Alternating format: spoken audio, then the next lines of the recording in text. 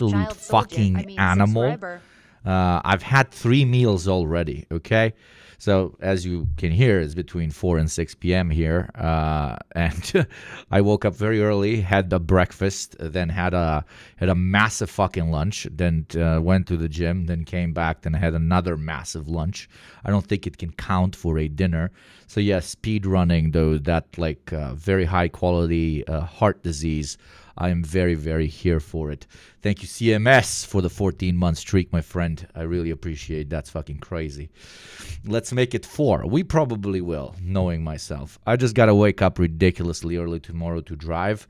I've already got the car parked out front. Should be easy. I need to pack after the interview. I'm interviewing arguably one of the biggest Brazilian comrades online, Ian from Historia Publica. If there's any Portuguese speakers in chat, they should really check him out. He'll be coming on the D program a bit later. I'll be going on his show on Sunday, I believe, which is not going to be live streamed. It's going to come out as an individual episode. And I'm going to mostly talk about, try to inform the Brazilian brothers, sisters, and NBs about the protests in Serbia, which and generally the historical background of the current Serbian administration. So I'm really looking forward to that. But yeah, yeah, Ian's a Chad, absolutely. Road trip, yeah, it's a nice road trip in the country I'm at. Unfortunately, I'm going to a funeral, so it's not, the end of the trip is not really something to look forward to. But anyways, not to be a downer, welcome. It is KULTUR Wednesday, and by KULTUR Wednesday, I basically mean we'll watch a bunch of fucking cool YouTube videos that cover social issues, class issues, in today's case, very generational issues. The main meat of today's stream is going to be how Gen Z is doomed to own nothing but pay forever, which looks really good. I'm going to have my little rants about Bill Mayer, but we'll pretty much start out, and then maybe we can watch Mass Deportations and Charlie Kirk L's. But I'm going to start out with getting myself updated on what the internet cares about a lot, and that is basically Hassan's name being in Elon Musk's mouth. I have not watched this video. I want to see how Hassan replies. I would pay very, very significant money to watch an actual fist fight between these two men. That would be absolutely phenomenal, but I don't know. There's something in the stars telling me that that's not going to happen. Who do you think would take who? This is a very, very easy question. Pay even bigger money to see Hassan make Elon cry. I mean, that's usually how a fight ends, isn't it? Ladies and gentlemen, I'm under attack by the real president of the United States of America, by the wealthiest person on... By the way, you know you've succeeded in life when the pinnacle of your class enemy knows who you are, and you're a Twitch streamer, right? Like, you're a fucking Twitch streamer, like, with all due respect to Twitch streamers, and some of them can be heavily influential, especially on younger people. I am one as well, not to fucking shit-talk the general profession. But you know that the entire industry has made it when the highest representative of the class enemy is thinking about, quote-unquote, one of us. So this is a massive win for the Twitch community in general, but also for Hassan. Hassan is now officially fully mainstream, which is both a good thing and a tiny little bit of a bad thing. But I doubt it's going to go to his head because he's that type of guy. Or I should better say he's not that type of guy. Okay? Big day for the streamer class. Indeed it is.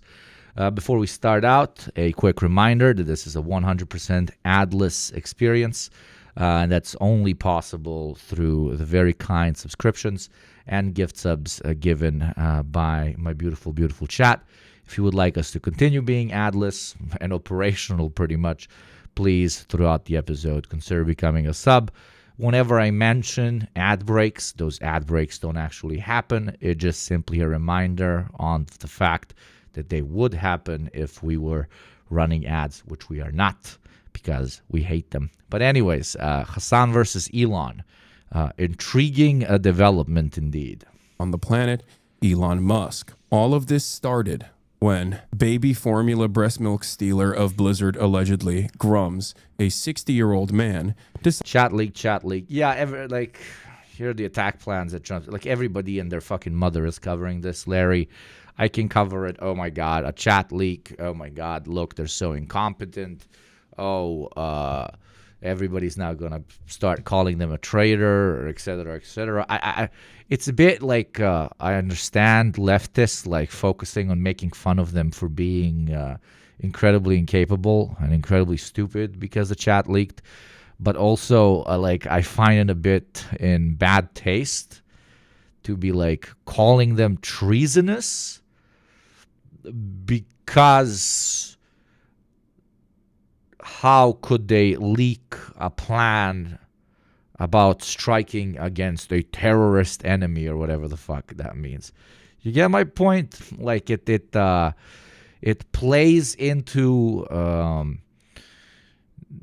we would like the United States to be better at executing military interventions on foreign countries and foreign military groups, right? Yeah, my point. It's like, but yeah, if you specifically concentrate on calling them fucking idiots for having this leaked, then I completely fuck with it. Decided to post this. You can tell a lot about Ubisoft at Ubisoft with how much money they are throwing at terrorist platforming streamers. Elon Musk being the... By the way, this guy that's posting this shit, I can't believe he's like Elon Musk is in his DMs. Like that, the world is very strange, and the internet has changed the status quo, and there's no going back, pretty much. But that particular guy is known for not being able to develop a single video game fully into something that could be called a fully developed video game. Known for being one of the pioneers of fully monetizing the idea that one particular type of video game speaks to one particular type of political ideology, and he said, I'm going to make money from calling games woke and making games that are very, very specifically designed for the anti-woke crowd, etc., etc. He basically realized that there's enough chuds that will buy a very, very shit game as long as it's openly saying that it's for chuds in the advertising. It's a pretty great business model. Like, let's be honest. It's a con. They realize that with video games, you can make a very decent amount of money by not making the game, just promising chuds that you will give them a lot of money. Just promising chuds that you will make it very anti-woke, and they will throw money at you, right? Thank you, Grim Bullen, for the 12 months. That is incredibly, incredibly kind of you. The absolute loser that he is, that spends way too much time on his own platform that he purchased for incredibly narcissistic reasons, turned around. Jeffrey Goldberg literally served in the war and dedicated his entire life towards manufacturing consent. The one time he's ever doing real journalism and exposing war crimes in his entire wormy IDF life is when he stumbled dick first upon the story of his lifetime. Yeah, pretty much. Oh, what's up, Lucid? Thank you, Lucid. Thank you very much for the raid. What's up, Raiders? What's up, Lucid? Much love to you, my friend. Much love to you. Obviously, my stream is starting with the thing that absolutely everybody is covering. But Lucid, what does it feel to be mainstream now, my friend? The world's richest man and de facto president of the United States is beefing with a Twitch streamer, a progressive leftist Twitch streamer. Does that mean good things for our entire so-called industry? Or do you think this will have negative repercussions to our, what's the fucking word, to our downline, to our long-term line? I don't fucking know. But thank you very much for the raid. Really appreciate it. I just started the stream. Welcome, Raiders. I hope you're doing good. Everybody who is here and has not checked out Lucid Fox, you're a fucking idiot. Please go and check them out and give them a follow. You know he's hated him since the Grimes stream, probably. Oh my god. I just wonder if Hassan's room still smells like Grimes, or because she looks like it would take at least 2 years for the smell to come out. Probably one of the key, most attractive things that Elon saw in her, and why he wanted to breed her, brother. Breed her. Anyways. Yeah, sorry, I'm a Grimes hater. Dude, if you fuck Hitler and have Hitler's babies, you go to the bunker with Hitler. Like, I'm sorry. Like, end of conversation. Anna replied to it saying, Hassan is a fraud. Then he double tweeted, and said, sellout would be more accurate. Objectively, he's promoting a terrible game just for the money. To which I screenshotted and, quote, retweeted, this literally paid someone to power level his character in Path of Exile 2, Lamau. What do you mean I'm a fraud? Elon's daughter said she'd be down to come to Hassan's stream, but I'm pretty sure that if that happens, Hassan's home will be getting nuked. Yeah. Does he even consider her his daughter anymore? Like, does he care? He's got so many. He uses them as bullet sponges. Challenge you to a duel in Elden Ring. I will cook your fat rolling. The reason why I said that is because Elon is not a real gamer, but a fake one. And also because From Software games are the only games that I'm above average competent in. Even though I am not the best gamer, Elden Ring is one of the games that I am decently good at. Elon Musk is also reportedly power leveled his Path of Exile 2 character to a degree where he was one of the top players, allegedly, in the entire planet. All of this was, of course, revealed by Crip and Quen and the work that they put in. Elon Musk basically exposed how fraudulent he was in that process. Hassan will be in Destiny Legendary status if he fucks Grimes. That's like when Destiny fucked Lauren Southern. That's taking one for the team for sure. Oh my fucking god, dude. Oh Lord. You know what could be a very interesting development? I mean, I'm not seeing it happen, okay? I'm not seeing it happen, but I'm Hitler's top guy. What if he goes to Hitler's top guy, right? In order to combat Hassan on the playing field, which is streams, he must go to the antithesis of who Hassan is, and that is Destiny. So are we going to see Elon Musk show up on a Destiny stream? If that happens, then unironically, like Twitch streamers in general have become as mainstream as CNN. That would be insane. But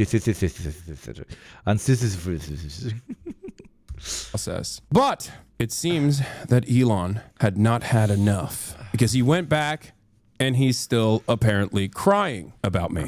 That's right. He turned around and called me a chicken R-word. Again, 60-year-old man, by the way, just so you understand.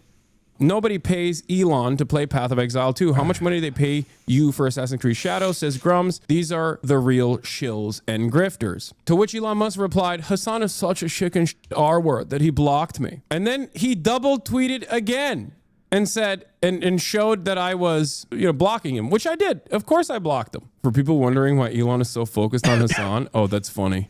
Oh no, everyone is posting. Oh, he knew exactly what he's scrolling towards. Oh no, oh no. Oh, not this stream. Oh no. Oh, not the one when she called me like very yoked and big.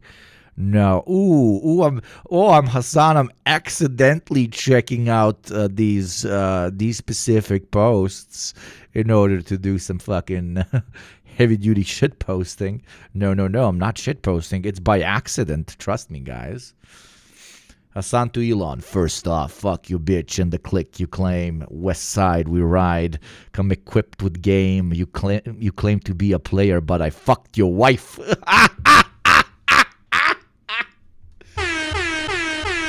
Oh my god, Ufigi. Oh my god. Literally, because of Ufigi's comment, I'm not even kidding. Because of Ufigi's comment, here is 10 gift subs. Like, sorry. I hate money. I love my fucking chat. Here's 10 gift subs. Fuck ads. There you go. Like, that is so good. Hope you didn't steal that from somewhere. Wonderful. A new there you child go. soldier. 10 gifties. Hope you're happy. That was funny. Everyone is posting replies. Everyone is Grimes posting in the replies. Attack is too high. The noise gets too high currently. Why are you so... Tupac. Yeah, fuck you. I know it's... What the fuck? I know it's... Oh, Lord. That's why I liked it. Guys, I thought that what I meant is I hope Ufigi didn't steal it as a joke about the current Elon Hassan interaction. I fucking am going to lose my shit. That some of you actually were like, oh no, it's Tupac. Really? Do I look like a guy who does not know that it's Tupac? Are you fucking serious? Jesus Christ. Buff. Is it necessary? Wonderful. What? I don't know. I like working out. Now, what I find to be particularly strange about this saga is that no one is addressing the fact that I said I would have him on the stream. I would 1v1 him in Elden Ring and expose him for the fraudulent game. And also Tupac is Serbian like Hassan, of course. I said I would have him on the stream. I would 1v1 him in Elden Ring and expose him for the fraudulent gamer that he actually is. Now, I'm rusty on Elden Ring. I haven't played in a while. I don't know what the new metas are, and I still think I could cook his ass. That's number one. Number two, if we are not going to test our mettle in Elden Ring, we could also do it as interlocutors in the marketplace of ideas. I responded to him, a 60-year-old man who's the wealthiest person on the planet and yet still a ginormous narcissistic crybaby, with this. I said, yeah, I blocked you out, Elon Musk, because you bought this website and you force everyone to see your dumb tweets 7,000 times a day. Why do you think I'm afraid of you? Come on the stream if you're such a big man. Elon Musk, noticeably, has refused to respond to me at all. Perhaps it's because I've blocked him. So, in the interest of fairness, I will unblock him so he can reply to me directly if he chooses to do so. Elon Musk, of course, is... I don't get the blocking play. What was the blocking play? Maybe because what? Sam was doing 3D chess and he was like, if I block him, he will notice I blocked him. Crazy hamburger! Crazy hamburger! Crazy hamburger. A coward and narcissistic and thin-skinned. I will most likely subsequently block him once he was blocked already. Okay, then. again, because as I said on this tweet, I hate seeing all the posts that he boosts on purpose. It is so annoying. If he actually had something interesting to say, if he actually had something worthwhile to say, perhaps I would not have issues with his tweets, but he tweets so much instead of running any of his many companies. That's all he does, as a matter of fact. And as you guys know, I've talked about how Elon Musk is someone that I truly love because his ineptitude in broad daylight is single-handedly destroying the myth of meritocracy. Because if someone as stupid and as thin-skinned as Elon Musk can be the wealthiest person on the planet while demonstrating that he doesn't do anything real, then I truly hope that one day many Americans will start recognizing that perhaps... Very good point, but arguably even more importantly, we can all see just how incredibly miserable he is, and it's just a great argument to put out there that even with all these billions, even with all this exploitation and oppression, he is searching for something that he still hasn't found. So if you're going down the path of money for the sake of money as a means to find purpose, find happiness, look no further than Elon Musk as proof that that's not how it works. Hell, very often the wealthier you get, the more dead inside you get. That's why he's still searching for some sort of purpose, maybe one that can be found in the halls of the White House or in the pits of Twitter or in the warm embrace of the international gamer community when they say, yo, Elon, you are very fucking based. Basically, he's a man still searching, but not understanding that he is one of the greatest causes of why other people are as alienated as he is. And it's a kind of grander, very beautiful allegory for the inhumanity of the free market economy, because it doesn't serve humans to such an extent that even the humans that end up on the top of this hierarchy still very often do not find purpose. and are as miserable and dead inside as the rest of us. So if that doesn't tell you that it's a fucking death cult, I don't know what will. Perhaps these billionaires didn't actually work super hard or super smart for their wealth. That's it. Jabri also had a funny tweet on this. The richest man on earth having a meltdown over a Twitch streamer just proves that no amount of money can make you any less of a loser. There it is. This is the Elon Musk saga. My challenge is still simple. Elon Musk, come on the stream. Show Hi, Jab. Thank you very much, and welcome to the community, my friend. everybody how not afraid you are. Except, Elon Musk, you have backed away from challenges time and time again. When Jon Stewart said he wanted to have you on the broadcast, you said you'd be down. Walter Witt, I've hated Elon for years since I found out he crashed Formula 1 McLaren. Holy shit, you're really one of the OGs. Oh my god. I don't think I've even hated Elon Musk since then. And I don't even hate Elon Musk. I feel pity for him. Which I think he would dislike far more than hatred. That's to an extent why I do it. But no, dude, you're one hell of an OG, man. You're one hell of an OG. You know, Elon Musk crash. No, not a crash car. Yeah, this. He was like, I am rich now. Buys car, proceeds to literally crash it in a couple of weeks. Fail son from the get-go.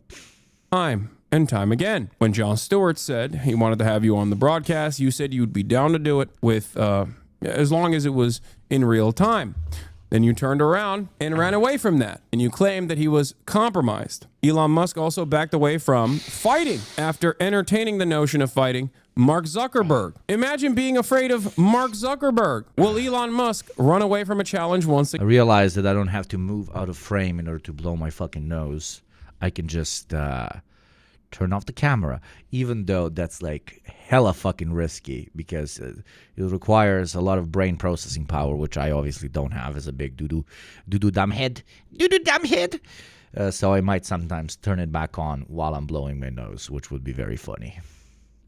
Again, perhaps he will. Anytime, any place, Elon Musk, I'll come to you if necessary. The ball's in your court. I will say that every moment that he spends crying on Twitter about how a Twitch streamer blocked him is perhaps a moment that he is not spending on eviscerating the administrative state and potentially cutting Social Security. So I'm doing my part, ladies and gentlemen. That's right. What have you done today?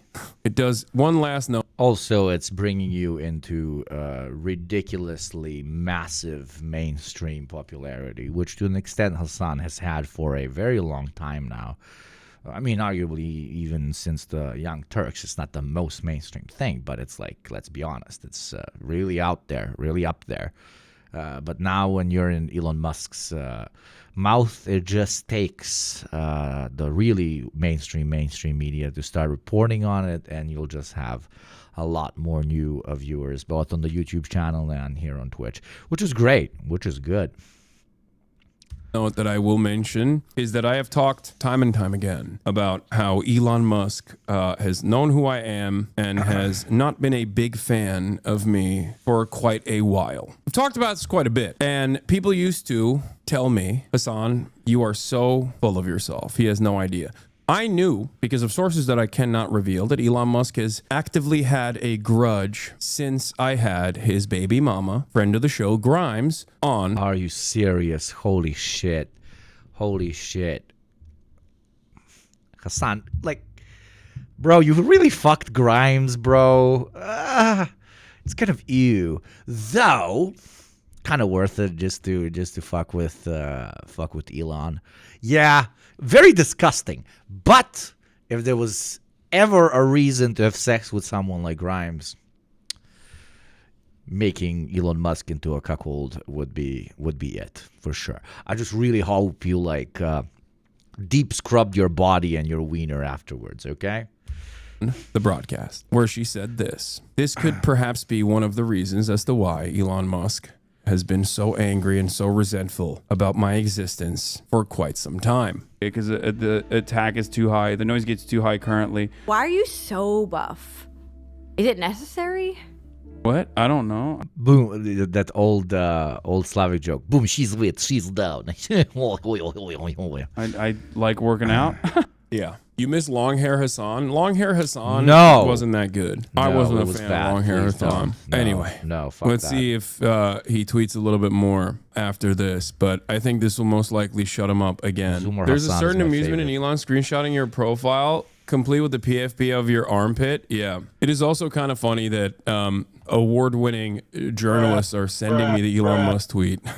I won't name who, but apparently Grok thinks you would win in a 1v1 versus Elon and Eldering. Ask it 1v1 in Eldering who would win, Elon Musk or Hassan Piker. I don't know how to use Grok, and I don't want to use Grok. What are the odds he actually comes on? Chelsea Manning already cucked Elon. Hassan didn't have to. Yeah, that was wild. Why did you remind me of that?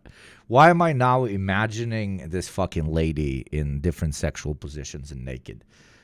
I'm gonna have fucking nightmares all night. What the fuck?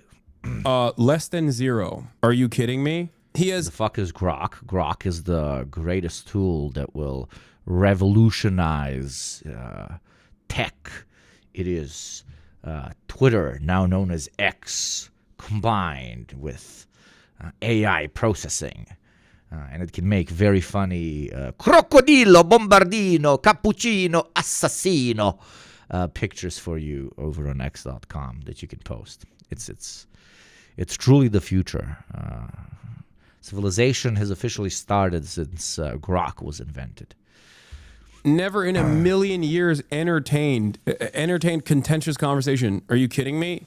He lost his shit at Don Lemon, dude. A lot of my naysayers would much rather stick to their own platforms and cry over and over again rather than talk to me directly. It's actually rare that he mentioned you. Yeah, yes and no. He has in the past, but only tangentially.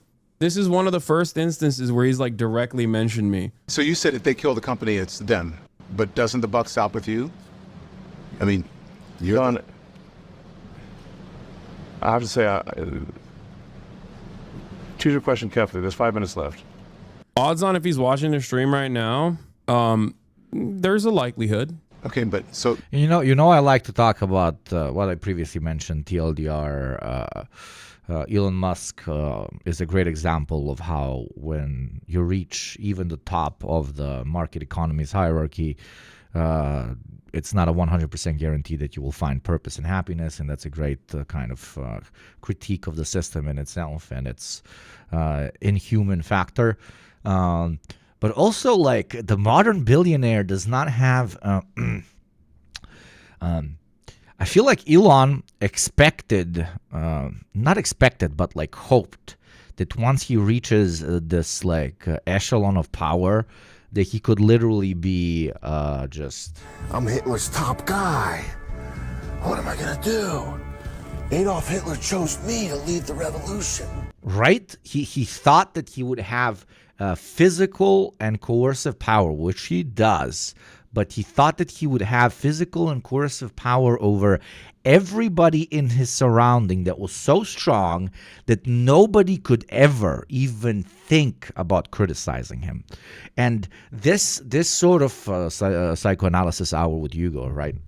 And this imbalance between what he expected being the world's richest and most powerful man to look like and what it is like, because, he needs to keep up appearances because his name is so deeply linked to his company portfolio, et cetera, is really pissing him off.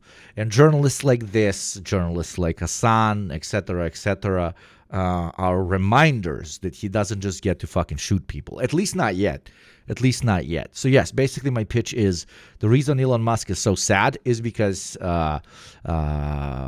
people don't treat him as a god yet.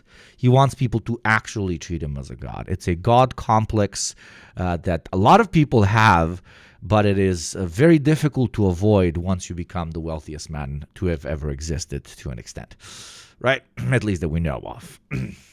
Speaking of wealth, if you would like to stop already wealthy people from being wealthier by becoming a subscriber for $6 a month or free through Prime and fighting advertising, which is at the end of the day simply doing that, making wealthy people even wealthier, do consider becoming a sub and avoiding the ad that is going to play in 1 minute and 30 seconds, and instead make a mid-sized YouTuber, Twitch streamer, and podcaster a little bit wealthier instead.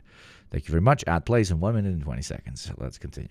Is this the question you want to ask? The same question is, you said that they are killing the company, but you're the head of the company. The buck doesn't stop with you?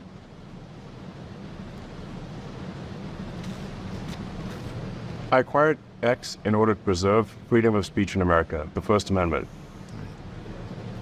And I'm going to stick to that. And if that means making less money, so be it. So I have to be, listen, I'm just being honest, right? I'm not trying to, like, get you or anything. I was just surprised that you would blame other people for killing the company. I mean, when you say the buck stops with the President of the United States, regardless of what happens, right? So, why would that question upset you? You seem upset by it, are you? I think you. And I'm not trying to upset you. Well, you are upsetting me because the way you're phrasing the questions, I think, is not cogent. It's not what? Not cogent. Cogent. Yes. Listen, I'm not meaning to offend you. You're an intense person. Where does that intensity come from? I was born that way. And I had a tough childhood. You did? So, yeah. How so? So tough. Right, Walter Isaacson goes into it in the book, and we only have a couple minutes left, so All right. too long to describe. So the 1 or 2 questions I can do, and then we'll have to call it. Okay. Again, I don't mean to upset you. Why are you just...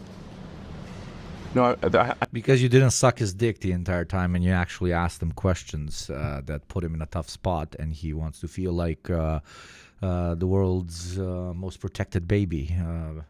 Baby Hitler, okay? I have a whole room full of people waiting to meet with me. Okay. So we're just going over time. Okay. All right. I understand that. I had a difficult childhood. My father was spectacularly wealthy. We basically had slaves. This is very difficult. Oh my God, did the Assassin's Creed social media account came into the rescue? That's crazy. That's funny. Elon Musk calling me a sellout. Assassin's Creed, is that what the guy playing your Path of Exile 2 account told you? Oh no. Oh my God. Oh my God. Oh my God. No. Tengo 76 años, y soy veterano. Mass deportations. En la guerra de Vietnam. Como hay aquí también. Mi hija es abogada aquí. Los gobiernos no trabajan como debe ser. Yo, what's up, guys? We're live in El Paso, Texas. Let's now look at people that Elon Musk and his policies and the government that he pretty much financed into power are doing to regular, everyday Americans, American immigrants, and refugees inside of the United States of America, only so that you can feel a tiny little bit less bad, as if, let's be fucking honest here, we're all savages in this chat, as if you felt bad about our boy Elon in the first place. Texas. Behind me, that sign says Bienvenidos. That means welcome. That Assassin's Creed tweet has 555,000 likes right now. That is so good. That is so fucking good. To the United States of America. Our Latin American correspondent, Josue, is across the border right now, speaking to some recently deported people in the border town of Ciudad Juarez. Here's the scene on the ground. Pues me agarró la migración trabajando sin papeles allá en un rancho. ¿Cuántos años logró estar allá en Estados Unidos? 26 años más o menos. ¿Como del 99? Sí. ¿Y su familia se quedó allá? Sí. ¿Y su familia ya es legal allá? Sí, se te cae el sueño americano. ¿Por qué saliste de El Salvador?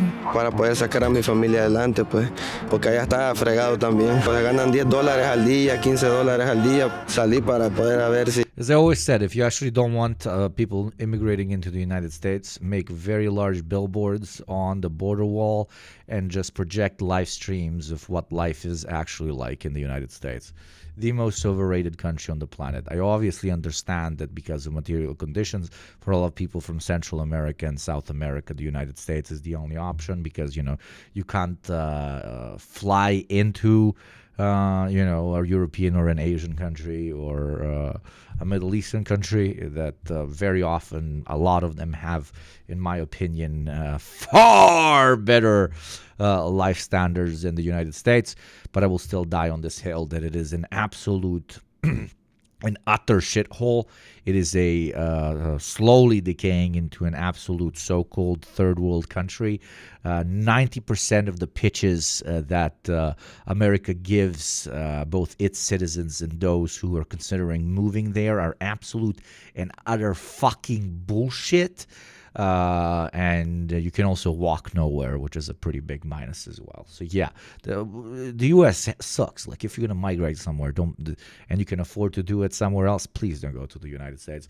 That is my anti-migration rhetoric. I'm not telling you to not go to the United States because I want the Americans to preserve their own culture and their own race on their own territory or that type of shit. I'm telling you not to migrate to the States because it fucking sucks. Okay, do not come.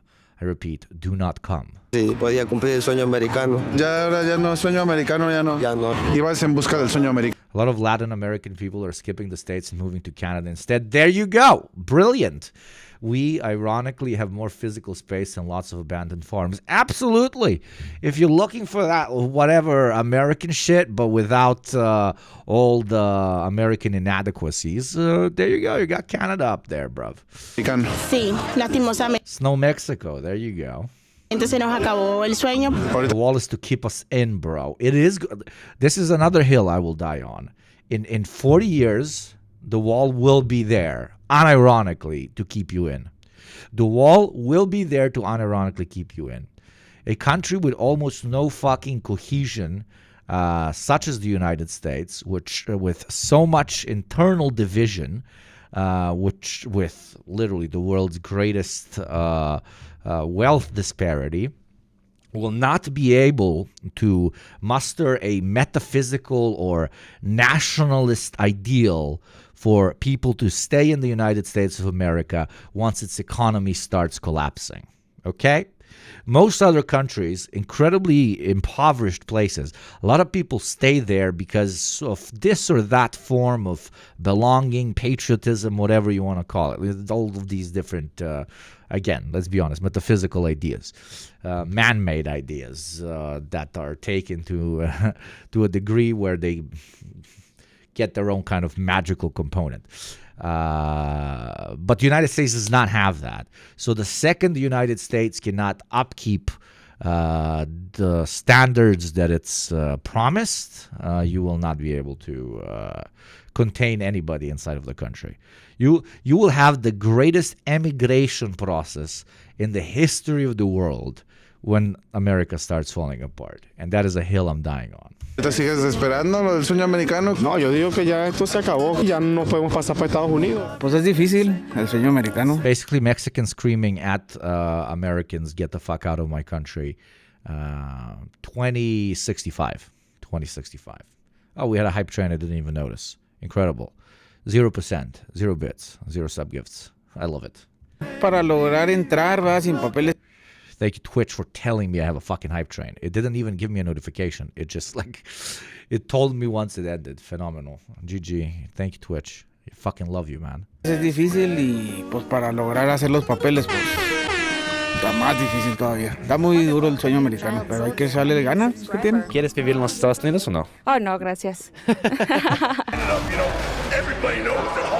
¿Qué estás haciendo aquí en los Thank you very much, Ian DJ Cooper, for the 12 months. That is very kind of you, friend. Estados Unidos? Oh, vengo aquí al centro de compras. Oh, para comprar cosas. Sí, creo que... ¿Qué es? Oh, no, gracias. Pero hay que echarle ganas. ¿Qué tiene? ¿Quieres vivir en los Estados Unidos o no? Oh, no, gracias. ¿Qué estás haciendo aquí en los Estados Unidos? I love this lady. This is me. Oh, vengo aquí al centro de compras. Oh, para comprar cosas. Sí, creo que la cultura en México es más diversa. Red Note. Yeah, I was going to do Red Note if fucking Twitch told me that I'm having a hype train, but it didn't tell me I have a hype train, so now I can't do Red Note. Y la comunidad, la gente, si tienes ganas de hacer algo en México, vas a cualquier lugar y aquí es un poco muy diferente la vida. Amo Juárez y México. As you guys know, the border's been a pretty hot... Yugo, internationalism is sounding better by the day. Internationalism is the only solution for a long-term, sustainable human existence, both on this planet and off it. Nation states and nationalism in general is a dignifying tool to unify the people of the same will, people into a state. But the second they succeed in ridding themselves of colonial and imperial powers, or the second they should begin to be questioned, criticized, and eventually annulled. A topic for the past couple years, and during the Biden administration, the El Paso Juarez border was by far one of the most overrun by undocumented migration. It's a bit of a tense scene here right now. There is some very impassioned individuals who are speaking their mind right here on the border. I think I can hear one right now. Arriba Trump! Arriba! Will they become more of an anarchist, no more states?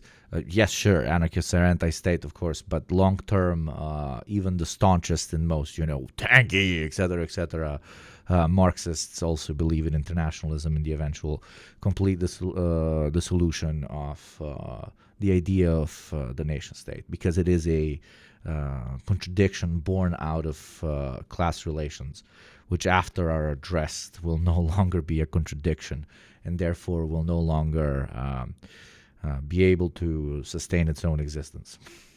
Trump, paisanos, ¿qué más? ¿Qué más? Mucha violencia, los otros inmigrantes, roba y roba. Inmigrantes, roba celulares, pega y roba celulares. Los otros mexicanos, puedo trabajar también, no solamente los jóvenes de otros países. ¿Qué pasó con Guatemala y Honduras, El Salvador? 100 niños diarios, regreso escondido en la otra puente.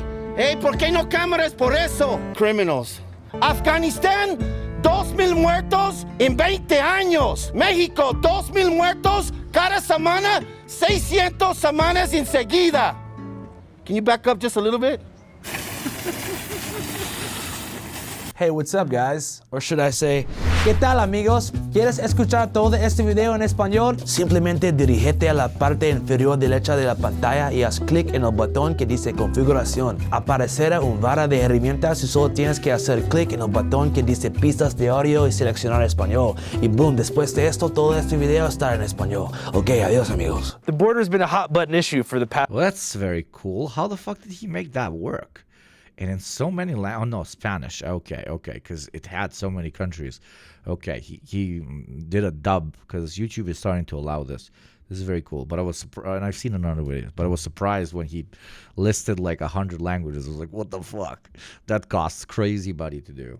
Past couple years, and it's definitely what got Donald Trump elected, among other obvious factors. Black spaces are important, and they should be enjoyed by black people, for black people. We covered the border a bunch over the course of the past year and a half, and I'm not going to lie to you, it is a up and horrendous situation. The key thing I think to think about here is that two things can be true at the same time. So first off, it is true that there has been incidents of horrific crimes that have been done by people who are undocumented, much of which has been relentlessly publicized to give the impression that undocumented migrants commit more crimes than US citizens. But it is also true that the path to citizenship right now is totally broken, and a lot of that has to do with the Biden administration's lax policy regarding asylum seekers, which has bloated the immigration courts to the point of dysfunction. So to qualify for legal asylum in the US, one must be able to prove that they've suffered persecution or have a reasonable fear that their life is in danger due to their ethnicity, religion, nationality, membership in a social group, or political opinion. Asylum is applied for by way of a request form called I-589, which is submitted to a federal judge who then has the power to either approve or deny your asylum request. If denied, you'll be deported, and if approved, you'll be given refugee status, which allows you to get a work permit, social security card, government assistance, and eventually the ability to become a lawful citizen if you don't break the law during the first couple years. So it used to be, if you wanted to apply for asylum in America, you had to wait in Mexico, you had to request an appointment, and then once it was time for your appointment, you could go into America briefly and be heard by a judge. Well, that changed under the Biden administration, and it made it so you could actually come to the US illegally and make your asylum application here, and you couldn't be deported until you were heard for your hearing. So that should explain some of the footage that you saw in our coverage of the border crisis last year, where after hopping the border, migrants were not attempting to evade Border Patrol, but rather deliberately seeking them out to begin the asylum seeking process. Some chatters are saying this is not true. I don't know anything about American immigration policies. Is it true that under the Biden administration, in order for you to be heard about whether you should be allowed to stay in the United States, you're basically allowed to enter illegally and then go to one of these booths and talk to people? and explain your situation. I don't know. In 2023, 8,850 homicides were committed by American citizens, 29 homicides committed by illegal immigrants. Of course, this is... Do I need to... we don't need to address this aspect of reactionary them versus us bullshit. ¿Qué significa asilo? Pues que ayudan a las personas con los niños que vienen de México para acá. ¿Es un proceso fácil? Pues yo digo que sí. So because of that overflow, right now the average wait time is 7.5 years in New York City for an asylum appointment. So you have millions of people who came here illegally who are awaiting their application hearing, sitting in shelters and elsewhere in the US. They can't get their work papers. It's tough for them, tough for the border, tough for everybody. It's a pretty bad situation. So Trump's plan is to cancel all new asylum hearings moving forward. And we gotta do it. Dozens of migrants were notified their appointments with U.S. Customs were canceled moments after Trump took office. No, aún no me llegaba la cita. 8 meses aquí en México y aún nada que llegaba la cita. ¿Y aquí en Ciudad Juárez cuánto tiempo ya? Voy para el mes. Tengo aquí esperando 1 año y medio la cita, pero no me salió. Y tampoco he dado el intento de pasar, nada de eso. Yo tenía la cita aprobada ya. ¿Del CPM? Así es, yo la tenía para el 27 de enero. ¿Ya tenías tú la cita pedida? Hasta la cita los eliminaron. Ya no la podemos pedir ya. Exactamente el lunes me cayó el correo de confirmación por la cita. Yeah, I love when you're fighting illegal immigration by making it borderline impossible for somebody to legally immigrate, leading to more illegal immigration. I'm Hitler's top guy.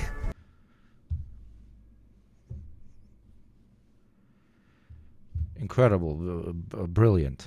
Vi que el programa estaba cancelado y que mi cita ya no era válida. Ya no... Hey, why are people mostly immigrating illegally? Because they believe that by following the legal process, the United States would reject them from entering. But those who do enter legally because they believe that the legal process would allow them to enter.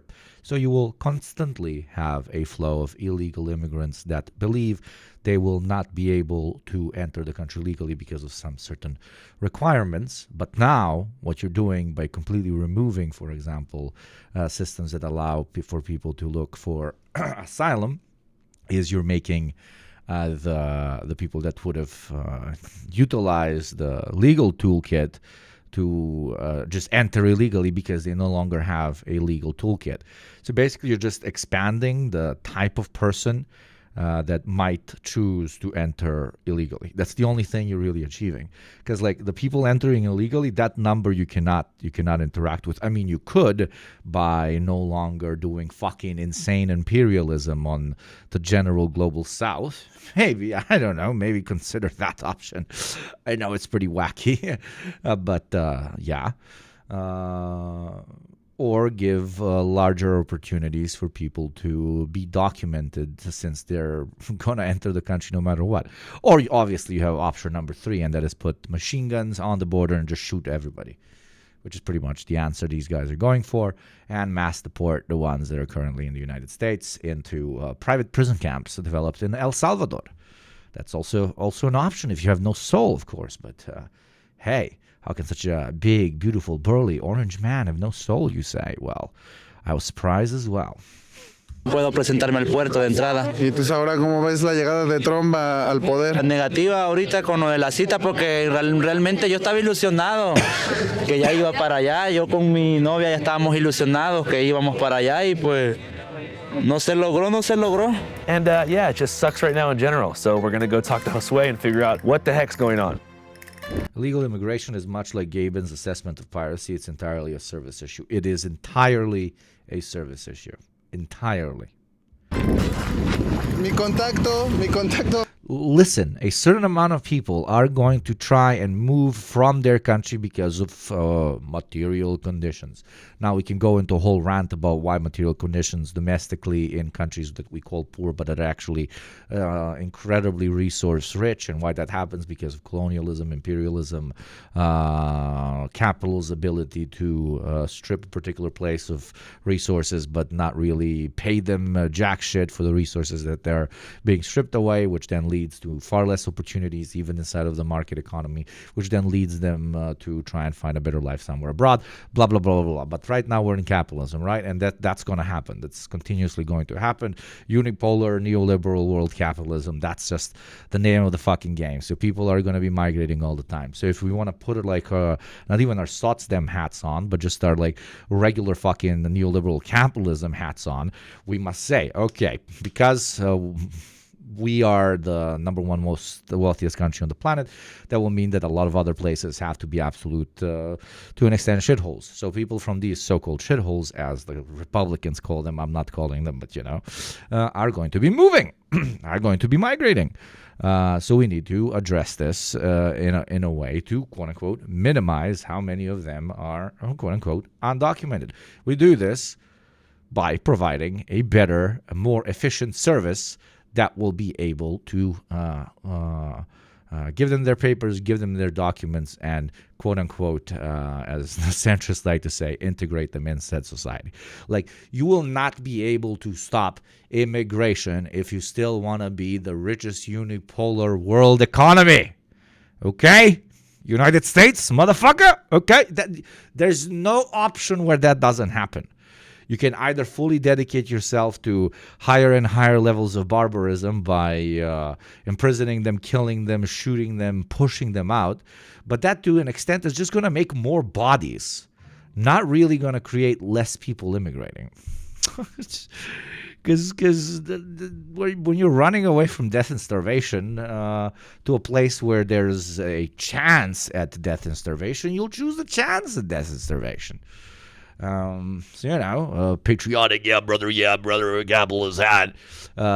Immigration is unavoidable for you. Illegal immigration is unavoidable for you. The only question you have in front of you is how you tackle it. And you're tackling it in the dumbest fucking way possible. Americano. ¿Qué onda? ¿Qué onda? ¿Cómo estamos? Muy bien, no frontera, no problema. It's going to be higher and higher barbarism. Of course it is with these fucking people. But that increases the contradictions. That makes the domestic population see just how transparent the greater fostering of fascism in the state is, which leads to more radical, progressive organizations and movements being developed in the country, which then leads to larger and larger chances of wholesale revolt. And then it's only a question of who gets to utilize this catalyst in order to either bring about a more advanced society or make shit even worse to an extent. Depends on who wins that particular instance.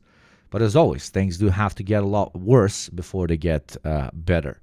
That's why, as Marxists and anarchists, of course, you should always follow every doom pill and black pill with a hope pill, because that's actually how it works.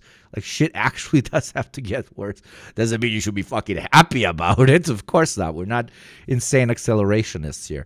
But, just a little bit sometimes, if you know what I mean. But yeah, things got to get worse before they get better. No visa, no problema. I feel the American dream here. Oh, shit. Mi cosa favorita sobre México son los perros. But what happens when climate worsens and death and starvation increase across board in all nations?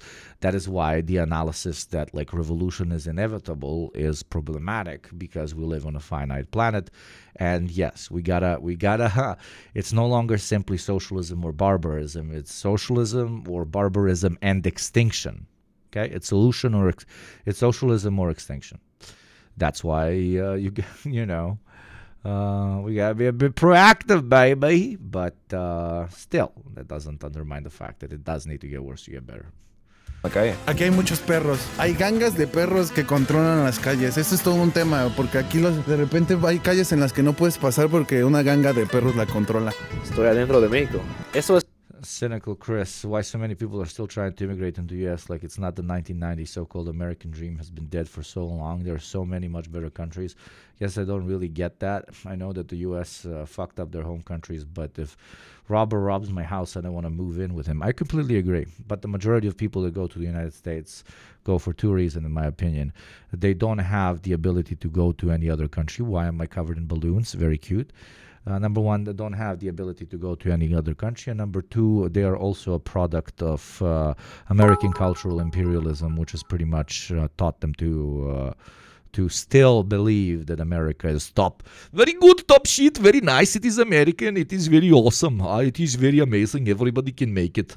Type of shit, right? So it's basically like they drank the Kool-Aid thinking that if only they cross the border and go to the United States, life is going to be so fucking magical. And number two, because they don't have the material ability to go anywhere else. And by material ability also includes not having access to information that tells them a little bit more about other countries. That's pretty much it. Many of them also have family there. I mean, yeah, but I've heard that point many times. But as somebody who has family in foreign countries where my cousins literally told me, please don't come here, I kind of don't take that point too seriously because it's kind of your... if you're somewhere and you see it's shit, you should tell your cousins not to come. I understand you want your cousins to come so you can hang out with your cousins. But also, if you kind of love your cousins, you should tell your cousins that it's fucking shit. Unfortunately, very often the cousins immigrating, and I'm a fucking immigrant. I'm telling you as an immigrant. I'm not talking out of my ass. I also don't live in the country I was born in, right? I don't have full fucking papers yet, et cetera, or citizenship. I'm with a fucking fucking ID card, like. But it's so yeah, bruv, like it's not an excuse.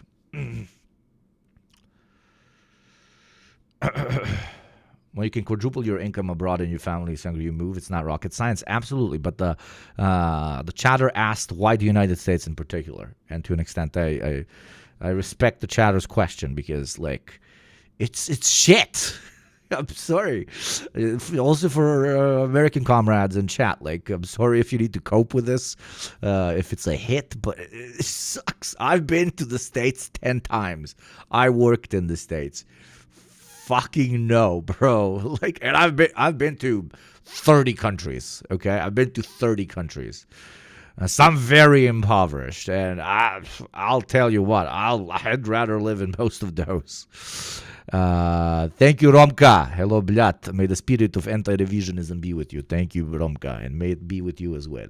¿Es legal? Ya eres color sepia de este lado. Hey, chicos, esto es Canal 5 con Josué y... This is Andrew, you're watching Channel 5. We're here at the U.S.-Mexico border, and as many of you know, Trump just issued some massive deportation orders. Hoy estamos haciendo un reportaje acerca de los problemas en la frontera, la llegada de Donald Trump, la caída del CPM-1 y pues... Yeah, America is great if you make over 150K, yes. If you make over 150K, good for you. But the chances of somebody recently immigrating and making over 150K are not very high.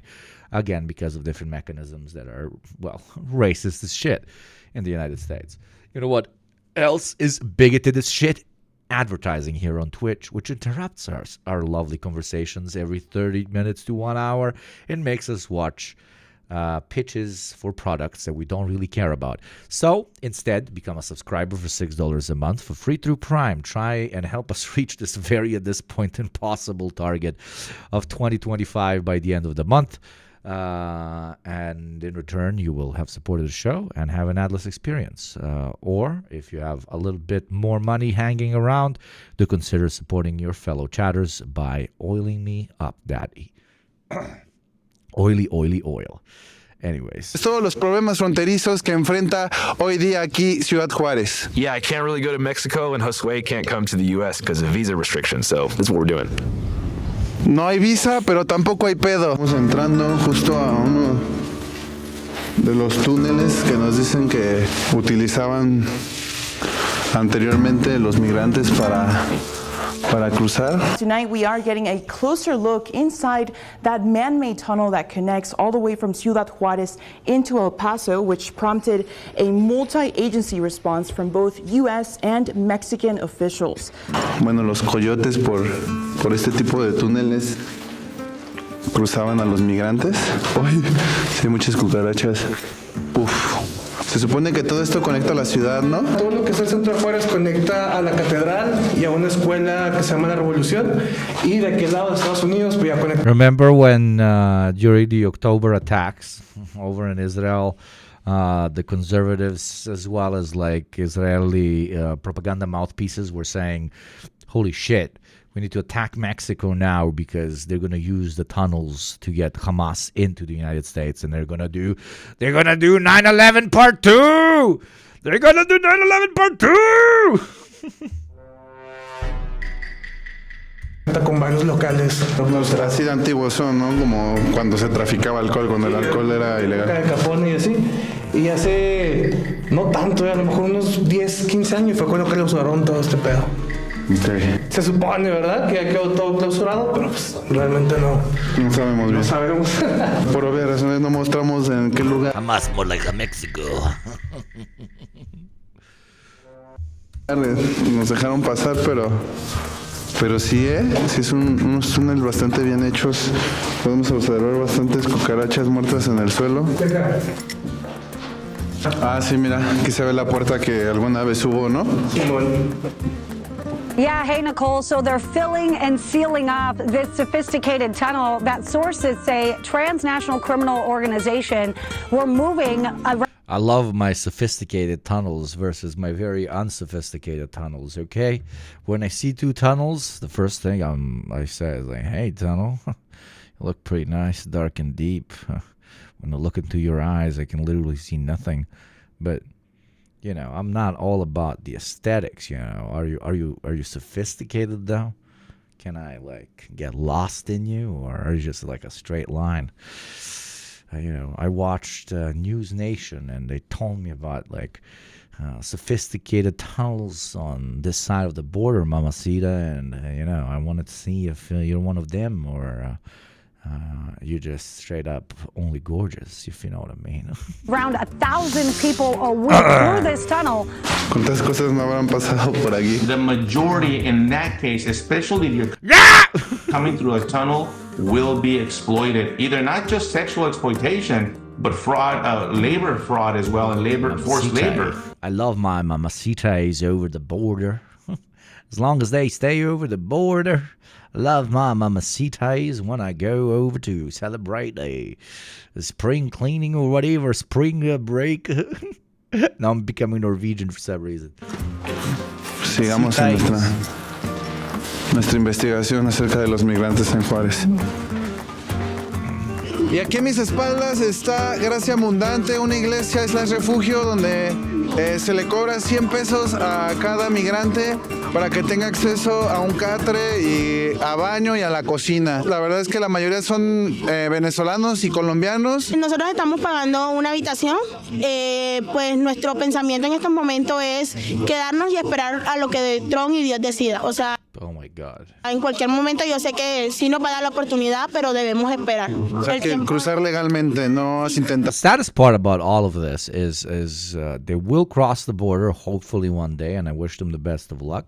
And the best they can hope for are some like mostly shitty labor jobs, shitty like physical labor jobs and shit. It's like, it's so fucked up when your hope is shitty American low-paid wage jobs. It's fucked up, bruv. Dado otra forma. No, me da mucho miedo, sobre todo por mi hija. Okay. Estoy alquilando una habitación, que ahí estamos en la lucha constante a ver qué sucede. No nos vamos a quitar la esperanza y esperamos que los que tenemos la cita, que tuvimos la cita confirmada, esperamos que seamos los primeros a ver qué pasa. Sí, cobran 100 pesos diarios. 100 pesos diarios y que like it's worst case you die, best case you toil your entire life. ¿Tienes acceso con esos 100 pesos? Vuelvo a bañarse y a cocinar. Si lo ponen un día por ahí que yo era un medio extraterrestre, pero arriba es Jesús. And this is commentary on how fucked up the system is. Not these people, of course, Jesus Christ. Gracias. Pues ahorita va a estar más difícil con Trump, ¿no? Yo les recomiendo que se queden aquí los que son de aquí, porque va a estar cabrón. Más bien me tengo que quedar aquí porque si paso, me encierran 5 años. You can't have people pouring in from the prisons all over the world and from mental institutions all over the world and dumped into our country. Entienda que nosotros los inmigrantes no es que queramos pasar, sino pues quiero pasar legalmente con todos mis papeles legalmente. Yo quería pasar a legal, pues, hasta esperar y no se me dio la oportunidad. Estamos sufriendo poco a poco, pero con la bendición de ellos todo a lograrlo. As you can see from these interviews, many migrants who made the perilous journey north from countries like Venezuela, Honduras, and Colombia aren't really considering going back home. Bueno, mi razón era porque me iba a entregar a la frontera, pero... Do you have any stats on how many actually do go back home? Tengo amigos que vinieron conmigo subiendo y lo regresaron, o sea, entraron a Estados Unidos, entonces yo dije, no, me costó mucho subir para acá para otra vez empezar de cero y yo dije, pues ni modo, me quedo aquí trabajando, tendré que quedar acá a unos años. After all, the journey took many of them several months, if not more, and was quite costly. De traslado, unos 6 meses. ¿Cómo llegaste? Pues me trasladé en autobús, también me subí en el tren. Para poder llegar de Ciudad de México hasta aquí, me duró un mes. Un mes, 17 días para llegar. ¿En qué venías? Caminando. ¿Caminando? ¿Te aventaste caminando hasta acá? Casi un año echando. ¿En llegar hasta acá, hasta Ciudad Juárez? Acá llegué a Ciudad Juárez porque tocó caminar. Así a veces cuando nos bajaban del tren tocaba caminar y caminar. A veces nos quedamos en montes. Hicieron que pararan el tren, eran como las 2 de la mañana y entonces vimos que migración estaba en la parte del Torreón y entonces justamente paró el tren. Nos tuvimos que meter por el desierto y durar hasta las 4 de la mañana para... Escondidos. The train she's referring to is called La Bestia, or the Beast. It's a cheap freight train that's meant to deliver raw materials, not people, from south to north, beginning at the Mexico-Guatemala border. Because of its lax security, many migrants jump on La Bestia while it's moving and take it as far north as they can. It's estimated that in 2023, there was... Yeah, bro, what the fuck you doing?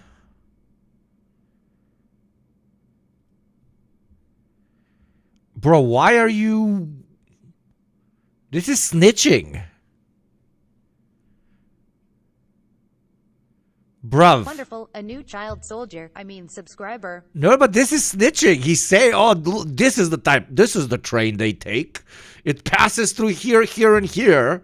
It has low security. 1.4 million views. Bruh, what the fuck?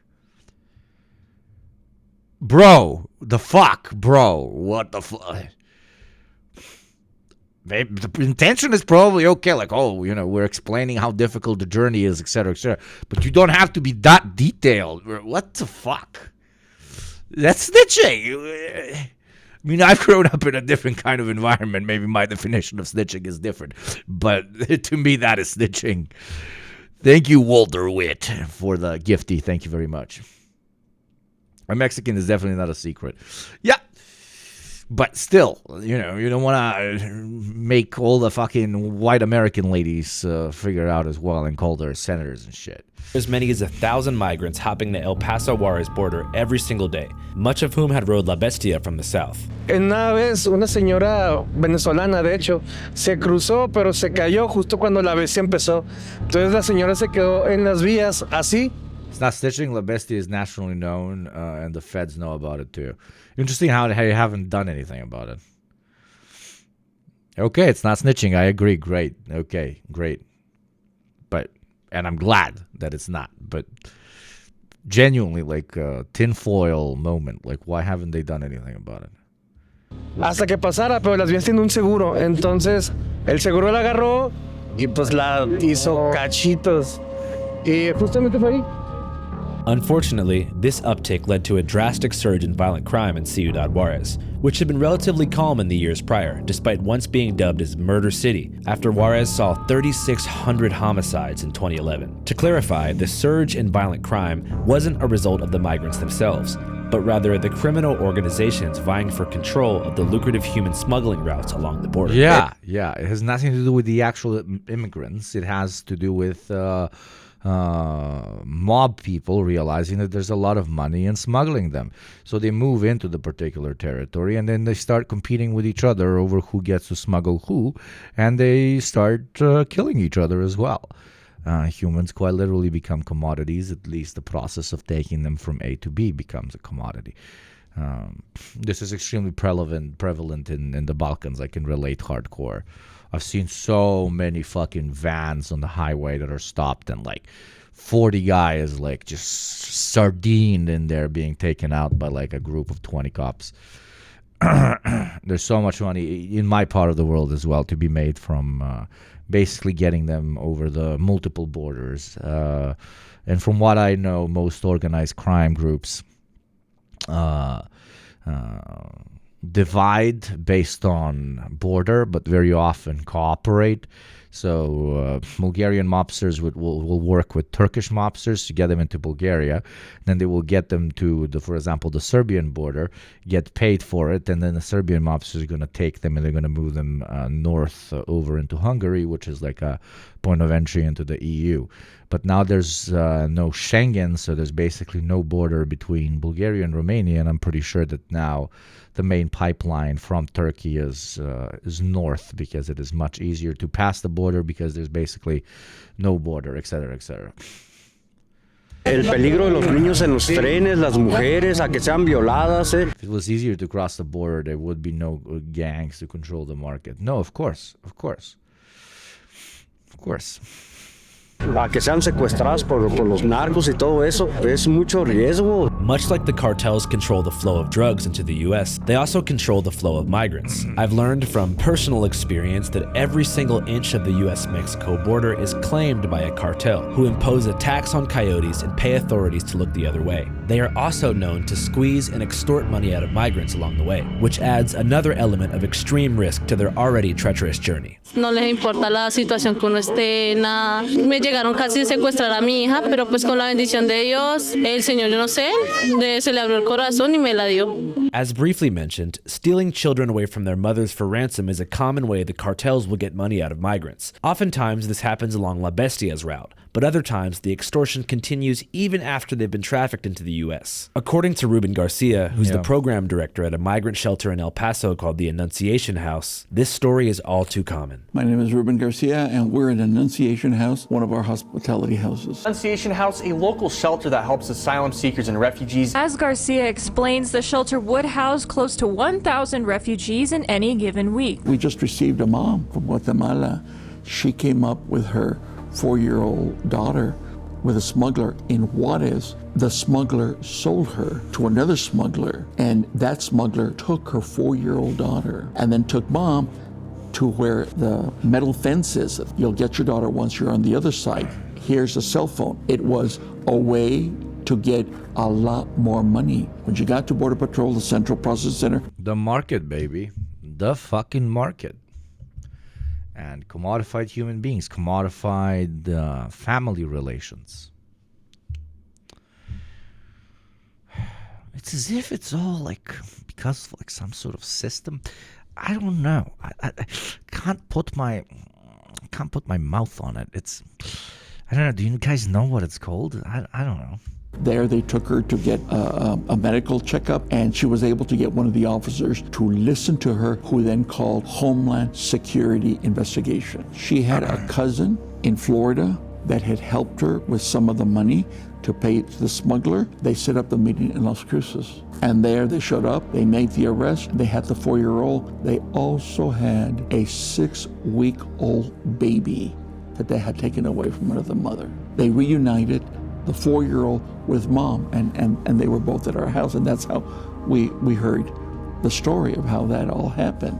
So that's what I mean. In lieu of these kinds of horrific situations. Well, this is like the best case scenario. Usually the bet is they know that this person is an illegal immigrant, so they cannot call the American police, because the American police now especially would deport them.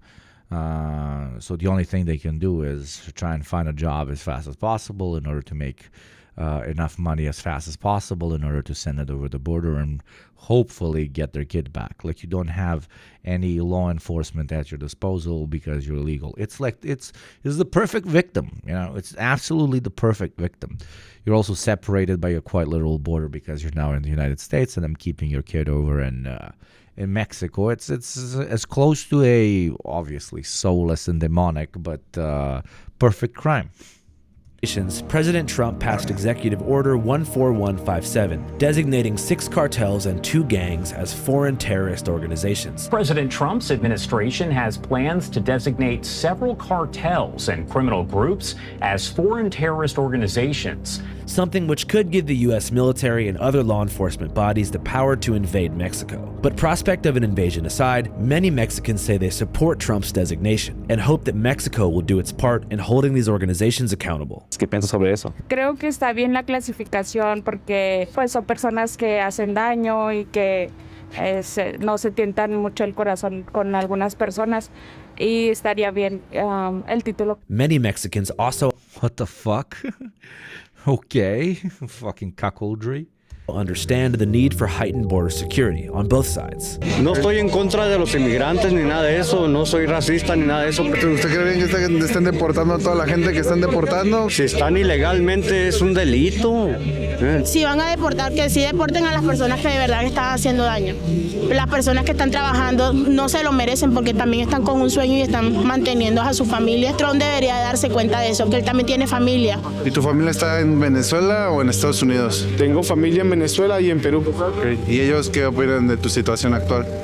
No, yo me dice que espere a ver qué dicen. ¿Y tu familia? No, pues allá están en otro lado. Gusanos, no, these are not Gusanos. These are local people. These are local people that are in the same way reactionary about immigration like the way Americans are. Like, these are Mexicans that are like, what the fuck are the Venezuelans and Peruvians and fucking Colombians doing in Mexico? What the fuck? And maybe if the Americans stop the migration flow, then all these goddamn foreigners coming over here and stealing our Mexican jobs, they're also not going to be moving in as well, right? It's just reactionary thinking, which also exists in developing countries. ¿También se quedaron allá? Sí. ¿Y no saben nada de ti? No, nada. ¿Tampoco te has podido comunicar o sí, igual no te contestan? No, no he sabido nada de ellos. Pero yo pues ya espero estén bien ellos, así como estoy yo bien. Se olvida la familia. La hermana, pues, mi mamá, pues, no sé si ya falleció porque estaba muy enferma la última vez. ¿Ya no supiste? Ya no supe. Pero yo pienso que sí, porque mi hermana no me quiere y mi mamá era la única que me ayudaba. La gente tiene que aprender que tiene que hacer las cosas bien, no así. Atravesar México sin permiso también es ilegal. In my role as... There you go. Did I call it? No así. Atravesar... Did I call it? Okay. So they are reactionary when it comes to immigration in general, when it comes to their country, so they don't want to be hypocrites, and they hold the same opinion about immigration in other countries. That's it. Reactionaries will be supporting each other forever, which is also very funny because reactionaries in America don't think that Mexicans are human beings, and yet somehow you will find Mexicans agreeing with American reactionaries. It's that's why it's very important. Like, don't how do I put this while being very sensitive? A lot of well-meaning Westerners tend to just think that everybody in the developing world is good because they are from the developing world. And as someone from the developing world, me, myself, and I can tell you that it's very infantilizing to do so. It's very like, oh, you have absolutely no control over your destiny whatsoever.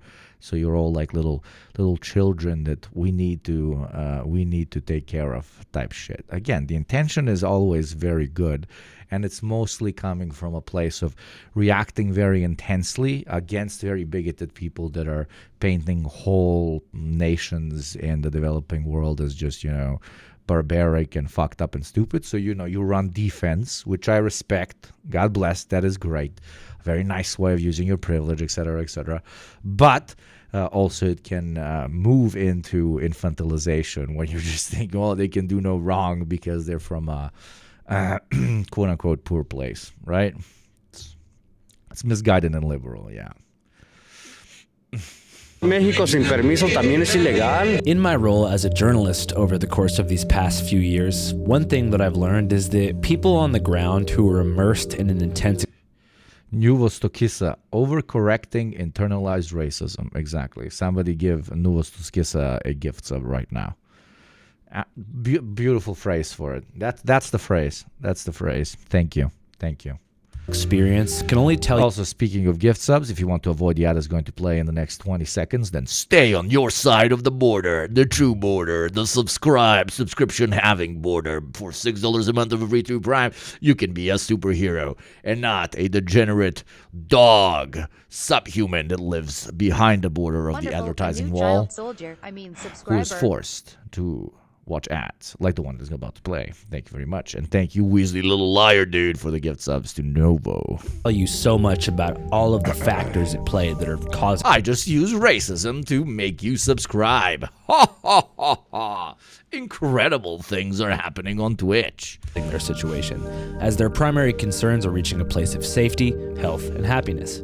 In many cases, I've found that the best people to really talk to are those who are in a stable place but work tirelessly day in, day out to serve these communities. As we mentioned earlier, Ruben Garcia, once called the saint of the El Paso border by the New Yorker, runs a shelter called the Annunciation House.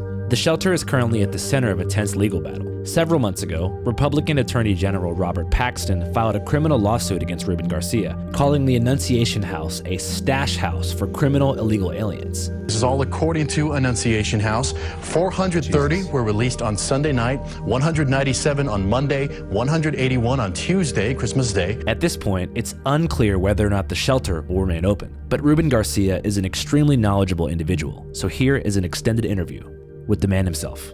What can you tell us about this place? Well, that it's been it's been operating, offering hospitality to refugees and migrants for almost 50 years. That has allowed us to have a history of watching. Fucking lovely human being.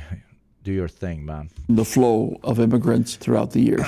Was there a particular experience that made you want to get involved in this kind of work? I grew up here in El Paso, so I'm a product of the border. This is what I thought that I was called to do, and so that's what I'm doing. What are some of the main services y'all offer to migrants here? Primarily hospitality, place to stay, shower, give people an opportunity to contact their family so that they can get tickets and they can move on. The vast majority of people don't stay in border cities. Do you find that in the past couple of years, most people have came from Latin America, or is it a more international? Central America, I would say the last couple of years, a significant increase in Venezolanos. And what do you think has caused this mass migration to the north? People have been migrating for centuries. The name of the city, Paso al Norte, the pass to the north. When you go outside, you'll see the two mountain chains. People pass through there to go further north. If you ask people today, or 400 years ago, why did you leave?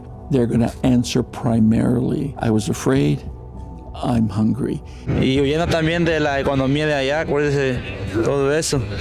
Lo difícil del trabajo. Yeah, I love the Western brainworm of self-entitlement when they think that people are coming over just because they're bored or because they want to rob and take, and they're parasites back home, but they think they can be bigger parasites when they move. Like, nobody wants to come to your fucking place, bro. Nobody. They are forced to come to your fucking place. And that's why they're there. I know it's a cliche that's been said 700 million fucking times, but nobody wants to leave their home, bro. Nobody. ¿Por allá? Sí, está difícil conseguir trabajo por allá. Unfortunately, someone discovers that I can get votes by making a big deal out of this. Democrat lawmakers, they're coming because of free cell phones and cash from Biden. care more about illegal aliens than they care about their own constituents. They put foreign citizens before American citizens. We're not going to do that.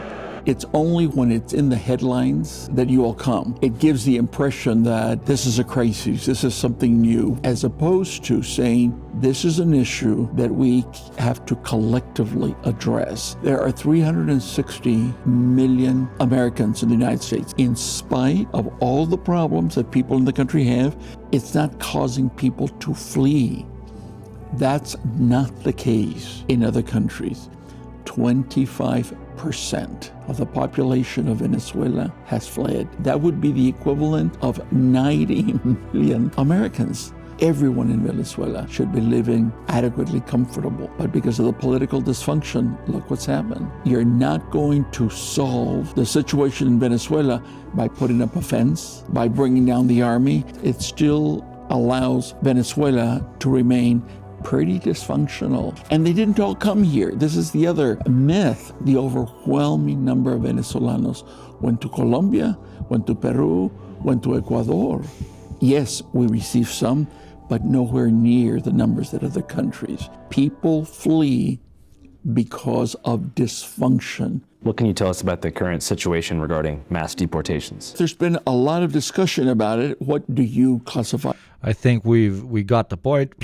Good video, which is a great segue into the new first stop video we just dropped with the boys about the U.S. empire being in decline. This has been a long time coming. Very, very proud of the way it turned out. New editor is based as shit. I think it looks nice. Worked hard on this one. So let's talk about U.S. imperial decline and the parallels we can find between it and what else, and other empires throughout history, like the great Polish-Lithuanian Commonwealth and the great kingdom of Bohemia, famously the country of Henry. I'm still playing Kingdom Come Deliverance 2, by the way, and I fucking love it. I love it so much. Some quests are genuinely shit. Some quests are like bad, but it's a 10 out of 10 game. It's a 10 out of 10 game. Play Kingdom Come Deliverance 2. It is absolutely fucking incredible. But anyways, please link and pin this video because it's made by us. So literal hardcore ethical react, the only place on Twitch where ethical reacts are so insanely ethical, because I'm watching content that I produced with my friends. Thank you, Pizza Famine, very much, ga. If you want to support this ethical react type of content, then do consider becoming a sub or a gifter like Pizza Famine, and we can keep doing this in perpetuity and turn your children into evil communists that hate you and nap time. Did you find the dinosaur? I found the dinosaur. But then the quest kind of ends like very right? Tell me I'm wrong. Play on stream. I have played on stream multiple times. I'll play again for sure. No mandatory bedtime.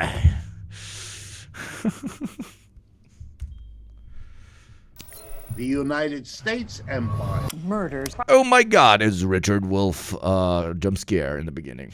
It's chaotic. It is a mess. After 100-year rise up. We have this international crisis. If this system continues without reform, I think there is a very real possibility of violence and potentially a split in the United States.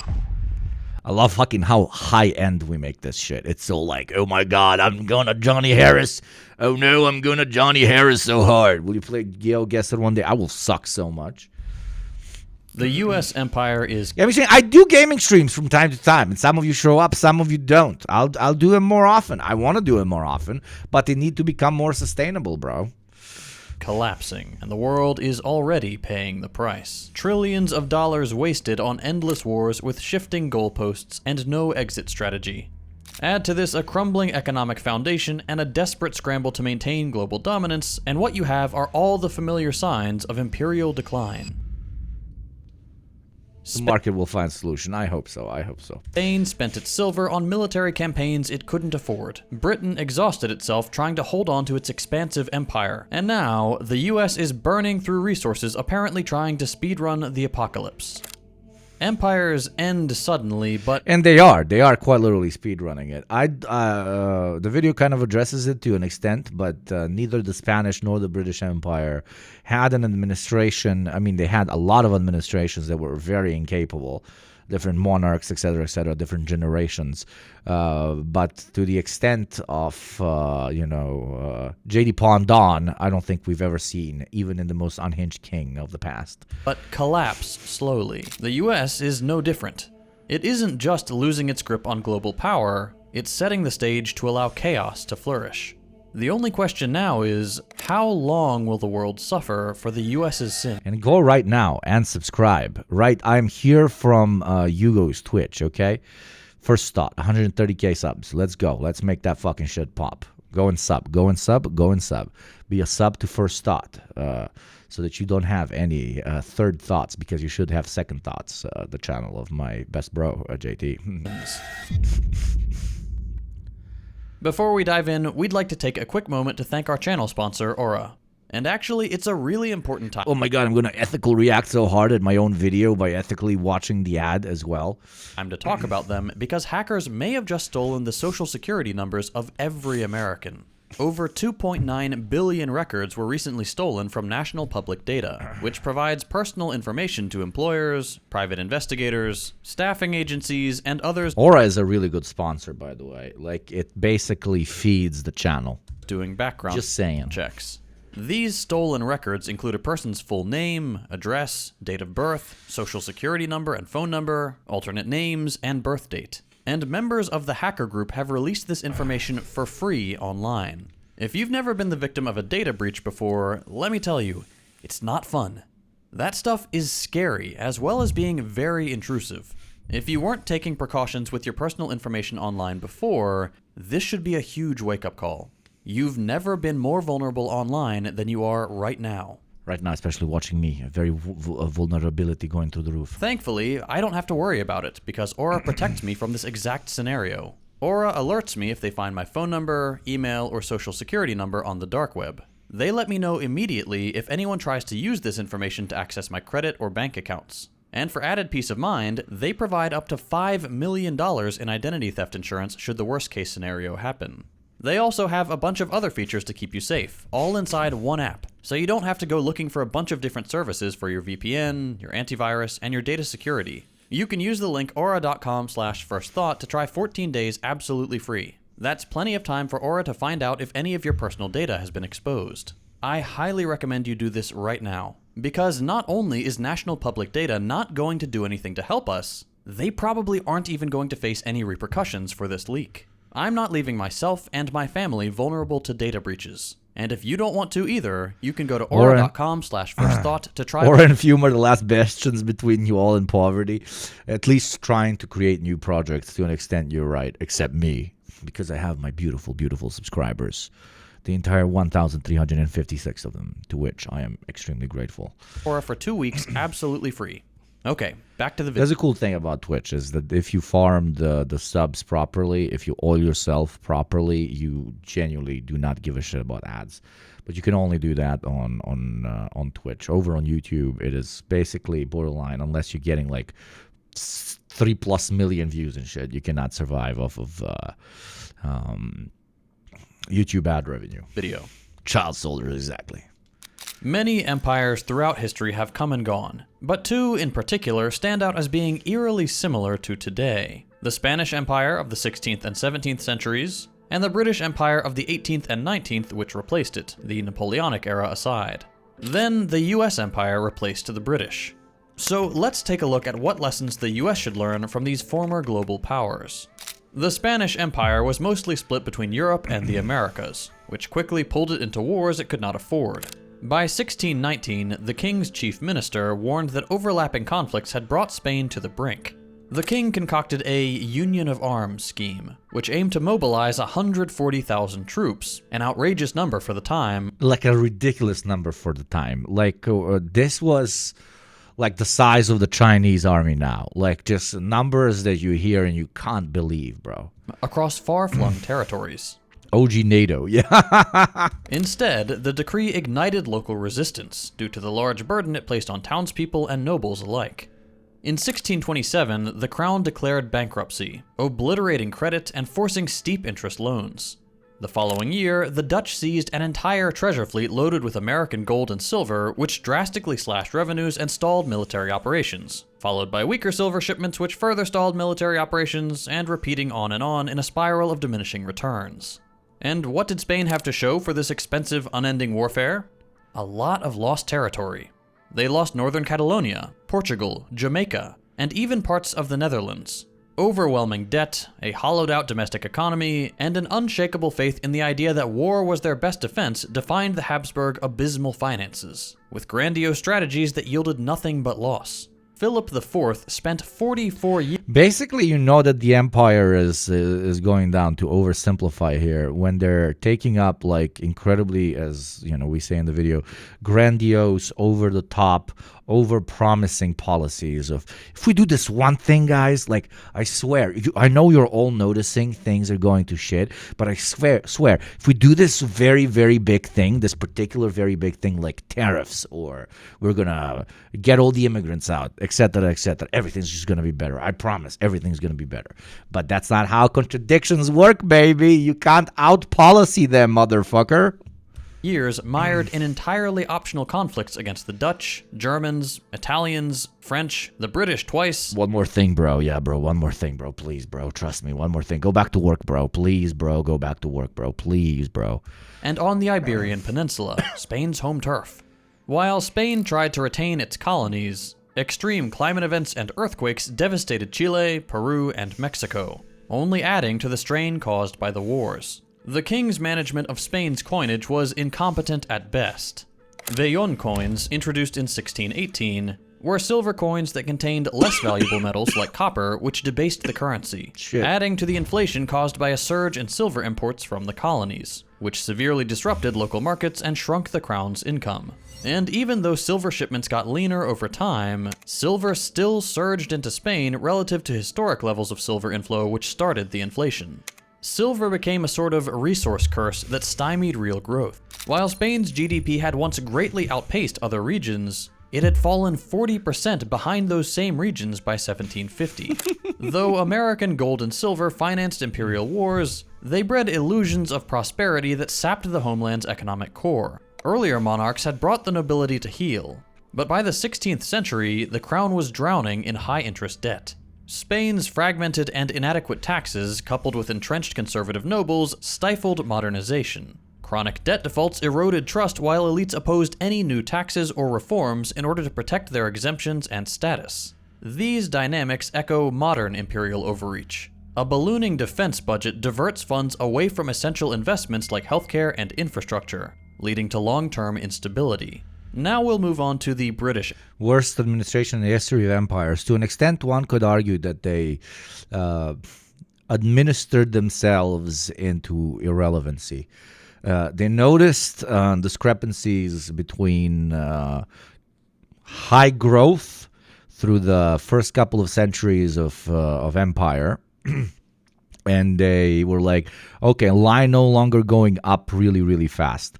We gotta do like massive nonsensical financial reforms because there's a 1% chance they will work.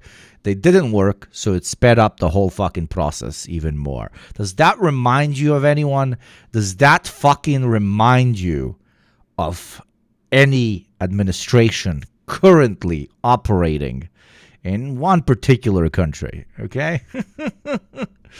That somehow managed to make a bad situation worse? I don't know. Empire, which, save for the whole Napoleon thing, was the empire to succeed Spain in Europe and possibly the first global hegemon. Despite losing the American colonies in the late 18th century, the British Empire would nonetheless grow and kickstart the first industrial revolution. But by the 1870s, global capitalism had begun to face a crisis. In 1889, a US analyst noted severe economic distress touching almost every nation on Earth, regardless of policies. Some might assume this would be a recipe for a major drop in production, but they'd be wrong. Production absolutely soared. Iron doubled, steel rose 20-fold, but profits lagged, as tends to happen during capitalist overproduction. Before the stock market crash of 1929 took the moniker, the period between 1873 and 1896 was called the Great Depression, and it's easy to see why. Agriculture took the biggest hit. Wheat prices plunged nearly 2/3 from 1867 to 1894, which prompted... This is a classic. You have maybe not all your baskets, but all your eggs, but the majority of your eggs in a particular basket. As the world evolves past the necessity to, in this case, use a more antiquated form of processing this particular resource, it ends up being more widely available when it comes to the process of developing it in other parts of the world. Therefore, you're quite literally, your power levels start falling because you no longer hold a true monopoly on the particular thing. Britain to abandon much of... Who no eggs in the U.S. got him. Fucking motherfucker. Yeah. What's up, my friend? It's grain farming. During this 23-year depression, the pound experienced significant deflation, which cut British prices by 40%, further eating into profit margins. Like, okay, let me give you a fucking parallel. The United States, Silicon Valley, we're the biggest fucking G's. We have so much growth because we're developing all these apps, all these fucking phones, all these fucking teched out cars. Like, we are the shit, we are the shit, we are the shit. But then another country, the example can be China, for example, finds a way to do all of that shit, but much more efficiently, because their system is different. We can argue how different, but it indeed is different. And your competitors start creating the thing that you have built a lot of big chunk of your economy on top of in a more efficient manner. Therefore, you start losing market share. How do you then start trying to fight your loss of market share?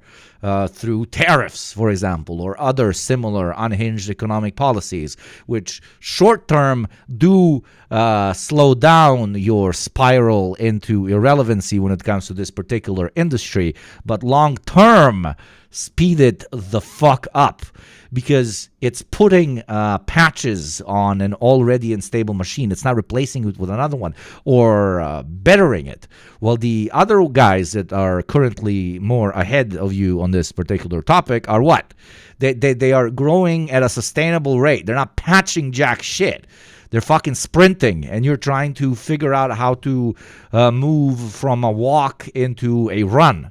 These guys are sprinting.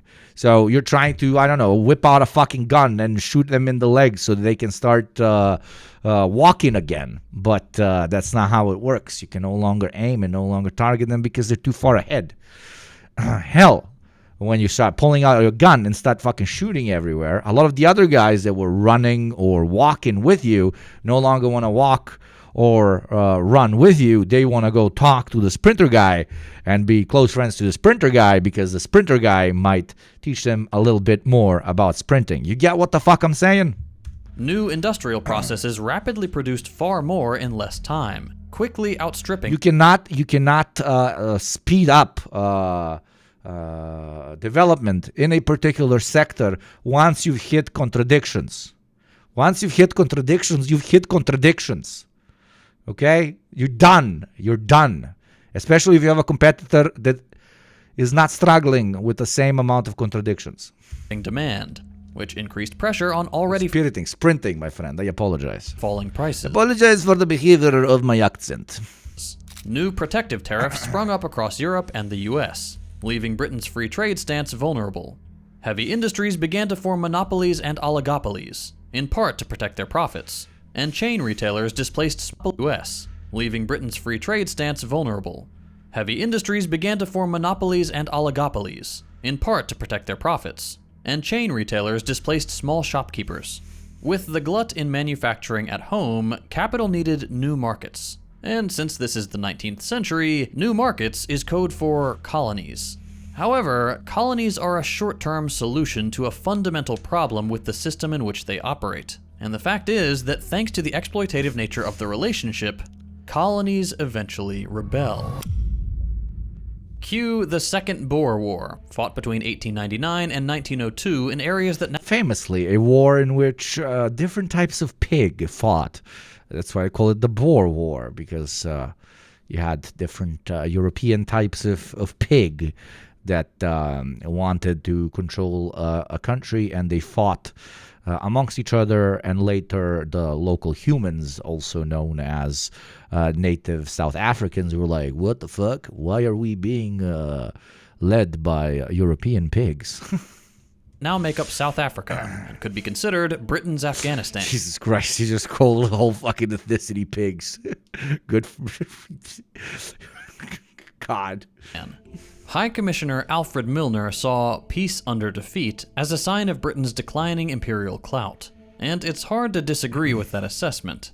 The problems experienced in South Africa were a sign that Britain was struggling to maintain control over the empire on which the sun never set. The war cost the British taxpayer over £200 million. That's £21.8 billion in 2024 terms, making it Britain's most expensive conflict since 1815, and which wouldn't be surpassed until World War I. By 1940, Britain's hold on its most prized colony, India, was crumbling. Of course, some cabinet members tried to hang on, but the situation forced them to issue a withdrawal announcement in February of 1947. Lord Mountbatten accelerated the partition timeline, discarding interim agreements and ensuring independence by August, and relinquished authority even before revealing final boundaries. Both British elites and Indian nationalists saw their carefully laid plans dismantled by wartime exhaustion and near-constant domestic unrest. By 1948, Britain had granted independence to most of Asia, except Hong Kong, which it wouldn't give up until 1997, while the US grew to become the dominant Western power. By 1957, American influence had replaced Britain's over regions in which it once reigned supreme. Any remaining notion of British world leadership quickly waned, prompting faster decolonization to maintain Western cohesion. In both these cases, Spanish and British, spiraling military commitments and failing fiscal policies paved the way for new global powers, like the United States, to rise. Taking these previous empires' history as a rough guide to determining if the American empire is falling, let's see how many boxes the US ticks. Britain has had a pretty soft withdrawal, though. To an extent, yes. I like to joke around that the permadeath of the British Empire still has parallels to the Trump administration, because I wouldn't even find it in its period when it pretty much lost all relevancy in most colonies that mattered most for its domestic economy. No, I would rather specifically talk about Brexit as a great example of a country that is refusing to admit to itself that it is no longer the version that the majority of the population still, for some fucking reason, believe they are. And reacting to that by doing arguably the most unhinged thing that they could do, which was shoot themselves in the foot even fucking harder, right? As Richard Wolff says, it's over. January of 2025, a massive sell-off of tech stocks erased around $1 trillion in capitalization at the opening bell, all because China released an app for free. It's difficult to overstate the historic nature of this crash. Apple alone lost $224 billion, Amazon shed $109 billion, and Nvidia briefly gave up over $300 billion. But a lot of that has already been recovered. That's not the point. Number one, not a lot of that has already been recovered. But number two, that's not the point. The point is, this tested the market on whether it is hyper loyal to Western corporations. And by market, I mean motherfucking investors. Turns out they're not. Money has no fucking loyalty, no matter how much cope Western capitalist states want to input in, the link between our corporations and our nation, etc., etc. So, states in opposition to the U.S. What's up, Toasty? States in opposition to the U.S. will very much so, from this point on, keep it in mind. Before recovering about half that loss. By the close, Apple was down 4.8% and Amazon 4.1%. That's 162 billion and 72 billion respectively. Japan's Nikkei 225 plunged 12%, its worst day since 1987, and Bitcoin dropped 11%. Nvidia, once valued over $3 trillion after 3 consecutive quarters of over 200% revenue growth, fell to a measly 2.5 trillion. Goldman Sachs had warned that returns on AI spending would be minimal, and this is coming from one of the chief architects of the 2008 collapse. So if they are warning that something is a bad investment, it's probably best to listen, especially when major hedge funds called Nvidia's valuation part of an overhyped bubble. Thank you, Walter Witt, you beautiful son of a bitch, for the 5 gifties. Thank you very much for supporting the show, letting us stay afloat, and allowing us to do stuff like what we do here on Twitch, as well as what we do over in First Thought and what we do over in the D program. Thank you, my friend. And they were right. I fucking love my Oilers, bro. I fucking love my oil. The world watched making Yugopnik stonk go up is the best fucking stonk ever. Free app pop that bubble. We can't yet say what long-term effects this historic day will have. After all, we're still living through the shockwave. But the ghosts of empires past provide the US the knowledge to avoid similar pitfalls. Unfortunately, their pleas are falling on deaf ears. This crisis is, of course, a product of the specific material because turns out the market does not give a shit. Conditions we find ourselves in. But similar economic crises beset Britain in, for example, the First Great Depression. Can you read any theory on these streams? I can talk about theory. I've read my fair share of theory, so we can have a back and forth. But like opening a file and then just reading through it, unless it's something genuinely revolutionary, not really. That historic DeepSeek day is representative of the high wealth concentration in the US, and is representative of the wealth distribution among the people, too. Current data shows the top 0.1% alone own 13.8% of total US wealth, with the rest of the top 1% adding 16.9% for a total of 30.7% of all wealth, while the bottom 50% are left to split a meager 2.4%. Government spending patterns reflect this imbalance. The 2024 National Defense Authorization Act... What we're talking about here is theory. The peasants, like it literally is. What do you think theory is? Just using advanced Marxian terminology to understand vague concepts, etc., etc. We are applying it. In the case of covering this video, for example, how past empires have fallen, and we're adapting basically Marxian theory on contradiction over to the current US of A and the current US of A administration, and seeing those parallels and then explaining it through theoretical analysis.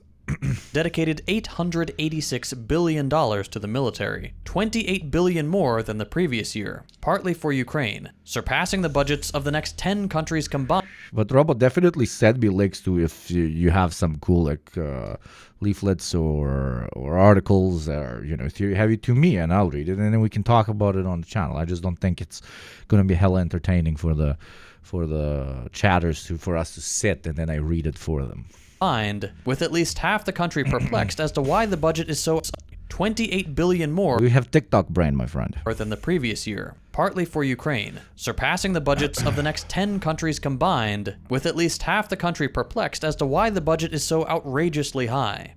From 2000 to 2010, the Pentagon canceled the Future Combat Systems, the Comanche helicopter, and the Crusader artillery gun after already wasting $46 billion taxpayer dollars, which, as it happens, exceeds the total Environmental Protection Agency budget between 2015 and 2020. Yet resources still flow to Bradley tank prototypes, almost $23 billion so far. For example, here, another example of contradiction. So you have let's call it, things that are in the national interest of the United States, which is the appropriate management of its domestic budget, both when it comes to foreign and domestic policy.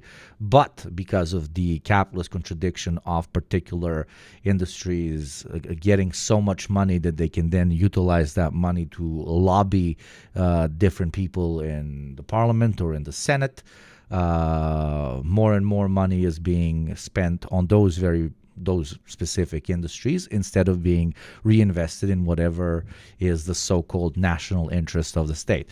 There you go. That's a contradiction. The state no longer operates rationally when it comes to self-preservation because it is infiltrated by senators, presidents, so all types of political categories which work for money instead of the national interest. That's a contradiction. That's a systemic contradiction. And ballistic missile defense, over $67 billion since the late 1990s. The F-35 program, at $1.7 trillion across its lifespan, has endured repeated groundings and crashes, and yet remains set to expand by 2,400 more jets in the near future. Inflation has been brutal in the last few years, which has added to the economic hardship. And the best news so far is that it dipped to 3% year over year in mid-2023, which is of little consolation to the 61% of Americans living paycheck to paycheck. The eggs are still expensive. Nearly 3/4 of those earning under $50,000, and 65% making $50,000 to $100,000. In other words, most Americans struggle with day-to-day expenses.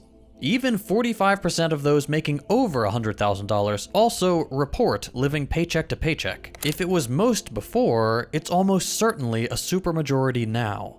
What's more, over half of adults say they are more financially stressed now than before the pandemic, relying on high-interest credit or limited savings to meet basic needs, which is absolutely unsustainable. And finally, despite having the supposedly most pro-union president in US history in Joe Biden, a dubious claim at best, union membership in 2023 stood at 10%, only 14.4 million workers, down from 10.1% in 2022, despite the media calling it the year of the strike. This is, however, merely the tail end of a long-term, slow decline. In 2003, 15.8 million workers were union members, or about 11.5% of the workforce, far below the 28.3% peak in 1954, and only slightly more than today. Businesses spent $4.27 billion on federal lobbying in 2023 alone, and at time of writing, the calculations for 2024 haven't been completed, but are expected to be similar. But that's $4.27 billion they could have been using to provide their workers higher pay and better benefits. But that, according to them, doesn't have as good an ROI as lobbying. On that note, we'll turn to US imperial overreach, which has seen a steadily worsening decline in effectiveness in accomplishing individual missions, let alone broader goals. It shouldn't be surprising by now to learn that, at time of writing, the US has spent over $8 trillion on post-9/11 wars, aka the War on Terror, and yet its actual global position is weakening by the day. Afghanistan ended in a humiliating, unorganized, and inhumane withdrawal. Iraq remains unstable, and the supposed strategic gains of both unnecessary military... But there you go, another contradiction, right? You go into an imperial war that is, depending on the perspective, either a success or a massive failure, but the only way for you to start counting whether it's a massive success or a failure is when you withdraw. So if you stay in the war, the domestic political establishment will be called out by the anti-war people as like, what the fuck are you doing? Why are we sending our troops to die over in country A or B? If you withdraw, obviously a withdrawal is seen as complete and utter defeat, and you will be lambasted by the reactionary segment in your country as being incapable of doing anything and, you know, betraying the country and embarrassing us in front of everybody, etc., etc. This is the foreign policy contradiction of a liberal capitalist system in which, you know, we elect president administrations every 4 years. That's why max 8 years. That's why none of them have the audacity or the balls to dedicate themselves to a grander vision or grander project, because they have to constantly do PR in order to hopefully get reelected next year, and they cannot do bigger projects, but have to limit themselves to projects that can be executed for 4 to 8 years, because otherwise somebody else might get the recognition for what they've built. Or if not recognition, there is little hope that they will continue it, because they don't want to have anything to do with. They don't want anything to have anything to do with the particular project that you began during your administration. So this is something they even teach you in liberal sciences like political science in like year 2. Then this is not just what communists think. Thank you very much, Debo, for the gifty, and thank you, Pizza Famine, for the gifty, for helping 2 people avoid the ad is going to play in exactly 3 minutes and 40 seconds. So if you would like to support the show, just like these 2 lovely people, do what they did and avoid the ad that is about to play at the top of the hour. Thank you very much for keeping us ad-free. Quagmires never materialized, and never will. Like Spain before it, the US is bleeding resources on endless conflicts that gain little, or even return losses. The economic foundation of US hegemony, the dollar's dominance, is eroding. The share of global reserves held in dollars has declined steadily as more countries move to alternative currencies and systems. The US share of global GDP and trade has shrunk, further weakening the dollar in international finance. Non-traditional reserve holdings have grown from $30 billion in 1999 to $1.2 trillion in 2021, which is indicative of a calculated strategy to shift away from dollar reliance, which has accelerated in step with the US's ever more erratic and unpredictable policies and actions. Right now, which, as we've learned from this video, are not something that is like specifically American. A new child to repeat, subscriber. Most empires in their period of decline, more importantly in the period when they start noticing decline, act like almost anybody else who finds themselves in a relatively shitty position. They start looking around at what to do, and 99% of the time they don't really have rational options, so they go with the most over-the-top one, which speeds up said decline. And the great example of that with modern United States is, for example, the tariff war, is the domestic treatment of migrants, etc., etc. Thank you, King Widora, for the 9 months. I hope our beautiful baby is looking lovely and that you've had a healthy birth. China holds the death throes of empire, quite literally. Just sometimes they unfortunately harm those who had nothing to do with empire in the first place, both domestically, the working class inside of the country, but also a lot of people in the developing world. Largest stock of these death throes. Okay, Anne. God damn it. Alternative reserves, followed by Switzerland. It's systematic and it's throws.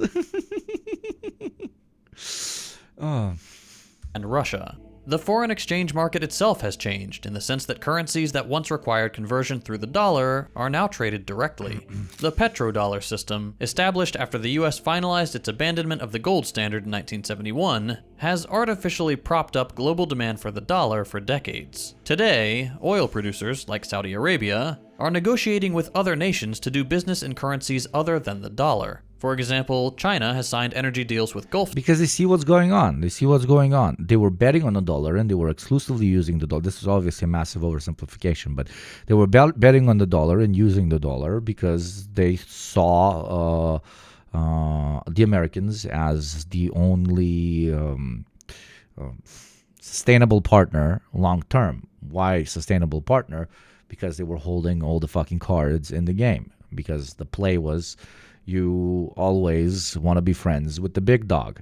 But now when they're noticing that in the long term, the Americans are no longer going to be the big dogs, they're hedging their bets everywhere else.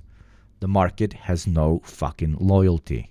States using China's yuan, accelerating the transition away from the dollar.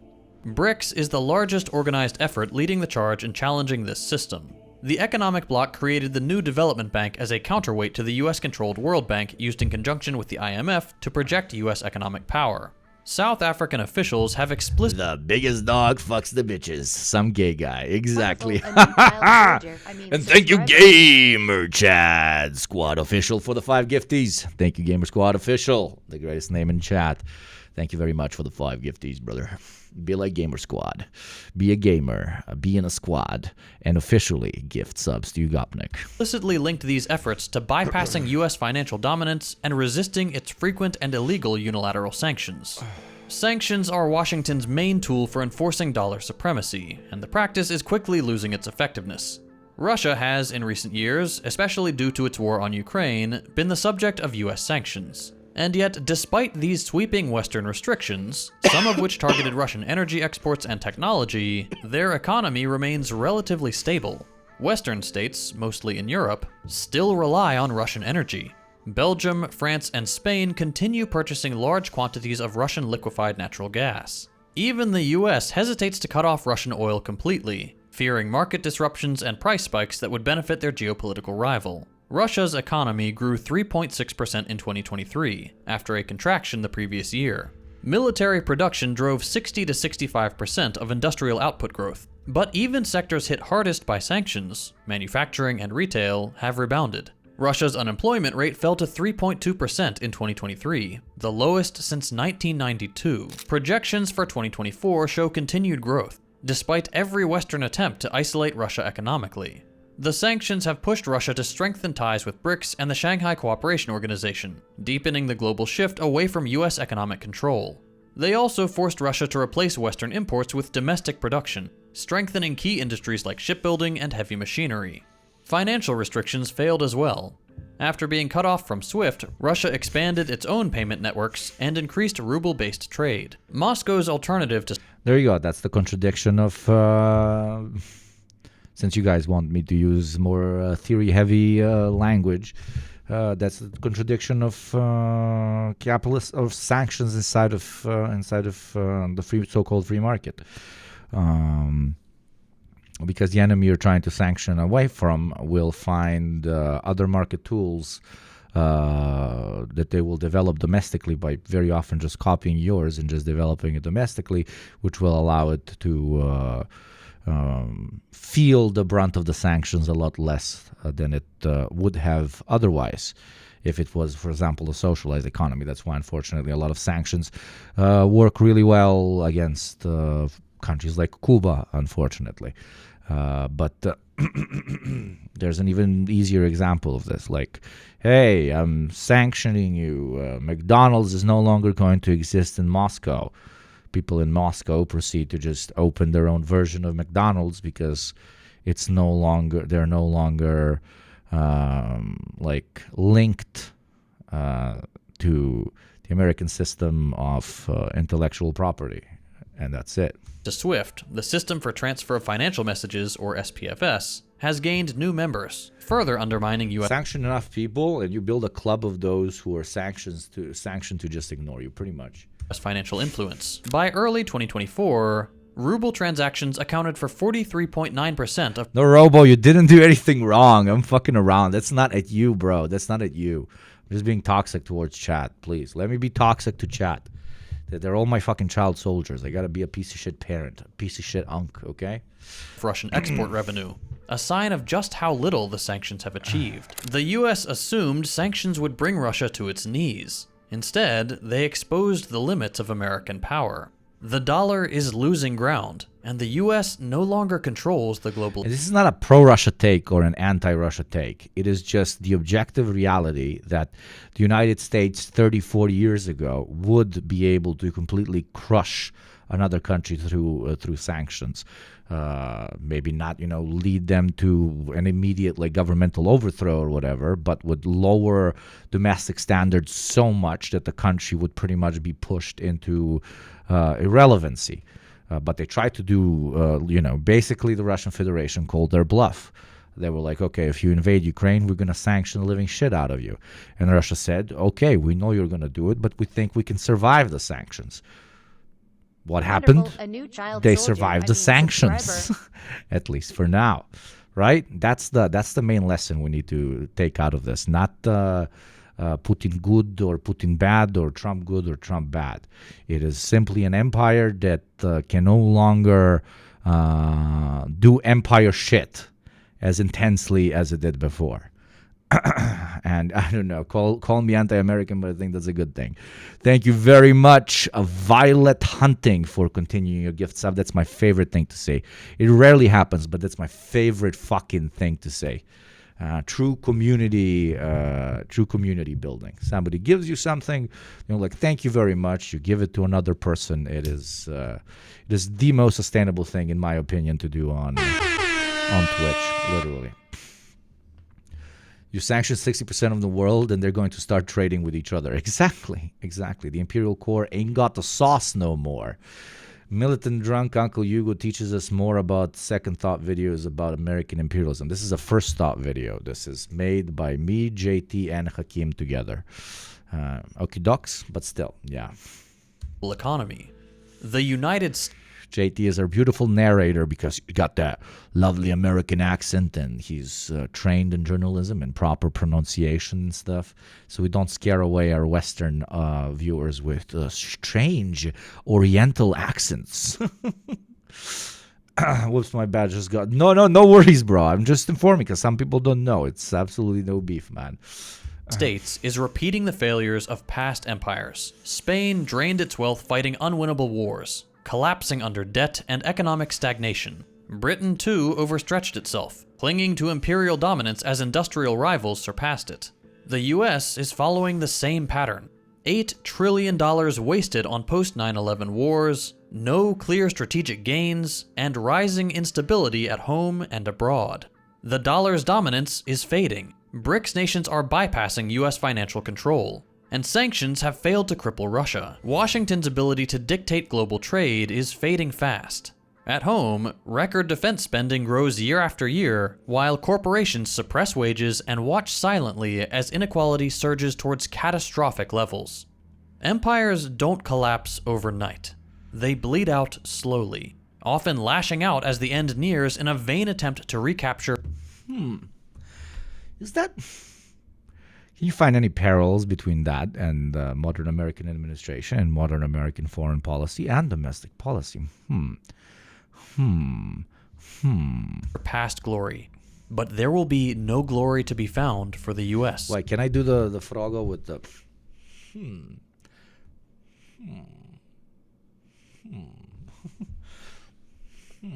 That's a great gift for the Discord. You know what these fucking guys did? Like, they added gifts of me to Discord, which is great. When you go into Discord and you write Yugo, some of these come out. Yugopnik, I don't fucking know what you need to write, but like half of the gifts are me are basically simulating cocksucking. So this is my community, ladies and gentlemen. This is what they actually think about me. Son of a bitch.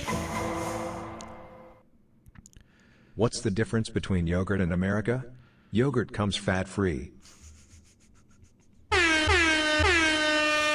Oh my God. Thank you, Gavin, for the $3. The immense power it still wields is held atop crumbling foundations.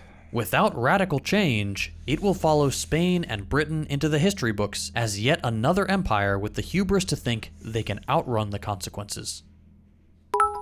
Beautiful, beautiful stuff. So you're cocksocunists now? Of course. We were always into the big coca. Every size of coca, okay? We were always into every single size of coca, as long as it is in our mouth. Anyways, let me move us into the next video, which is for you young people that are so good at making the GIFs. You GIF makers out there. You meme lords, oh no, where's the VPN? Oh no, crocodilo assassino cappuccino, golubino spioniro. And a very interesting video called How Gen Z is Doomed to Own Nothing and Pay Forever. I think it can be a very, very nice jumping off point for like a lot of fucking conversations about the particular stage of capitalism we find ourselves in, and you guys basically not really lucking out. So you're kind of gonna get the end of the already shitty stick, if you know what I mean.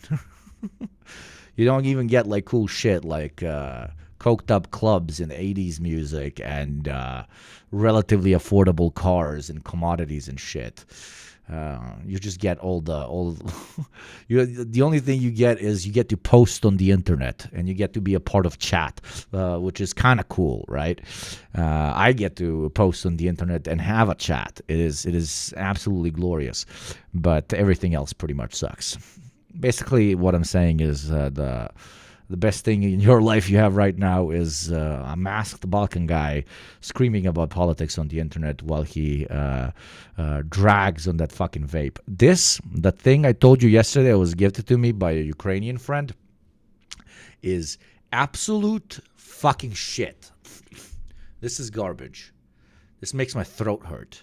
This is much worse than those shitty fucking, use once Chinese vapes.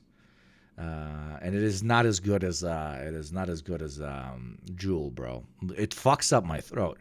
Why am I still smoking it? Because I didn't have any other nicotine product in the house. I'm gonna move back to Zins next time. But yes, do not buy the IQOS vape thing. It is shit. Anyways, how Gen Z is doomed to own nothing and pay forever. Problems, starting out with more credit card debt than previous generations. But let this be your reminder, you guys, we don't own anything on social media. This is their app. They can at any time get rid of TikTok, Instagram, YouTube, your email. We don't own anything. And ultimately, that's how you complete. Not only do you not own anything, but you work for them by creating content. And 99.9% of the time, they don't even pay you for the content that you create for them. Hell, our relationship, I've talked about this before, is a relatively exploitative one, chat. Like, whenever you have especially chat react heavy, streamers, they're basically like, you are creating content by posting a particular thing, and then they react to the particular thing you posted, and then they make some money out of it. Therefore, they are stealing your labor of having written that particular chat, and they have enveloped their platform presence with it, and then they've monetized it. So yes, chat is like a underclass of sorts. We control human beings. Pay me, motherfucker. I will when you make a very good post. But unironically, very often when somebody drops a comment that is sick as fuck, I say, please somebody gift them a sub, which is additionally exploitative because it's you guys gifting the sub to them. But it's still, hey, everybody's happy. What the fuck? Welcome to the year 2030, where you'll own nothing and be happy, or so they say. That phrase is from Ida Auken, a Danish social democrat, who in 2016 envisioned a future where ownership is obsolete. In her utopian prediction, we no longer own cars, houses, appliances, or even clothing. Instead, everything that was once a product is now a service. But as 2030 approaches, this prediction that was once framed as a dream is now feeling more like a dystopian reality. Today, it feels like subscription-based models have taken over the commerce world, and with that, taken the rights to our purchases. Yeah, bro, remember when they were like, you will not have to buy as many things, you just subscribe to this larger service and they give you a bunch of other stuff? Well, now it's become the opposite. Now when you buy a product, you have to pay a particular service fee in order for that product to continue being usable. Think, I don't know, the fucking rich people fridges where you have to pay for a subscription so the software keeps running the fridge and keeps ordering your appropriate supermarket food, etc., etc. Think cars where you buy a particular engine strength, but you have to pay a particular subscription fee for the car to keep going room as fast as it does in its premium version. Think about almost every fucking digital product that has a premium version attached to it too, right? It has like a $5 version, it has a $12 version. The market has the innate ability of taking even they pitch to us that the market has the innate ability to give us better and better commodities, but when the market peaks, commodity producers and service providers realize that there's a lot more money to be made in just hyper milking the current consumer demographic than even creating a new or better product or improving the current one. Right? That's the big lie about the market economy. Once it plateaus, it no longer actually provides anything superior. Hell, it inspires further and further degradation of said commodity. The easiest example of that is obviously stuff intentionally breaking because they need you to buy more shit. I used to be bourgeois and petit bourgeois. Now we mini bourgeois streamers on platforms owned by bourgeois companies owned by techno-feudal landlords. Exactly.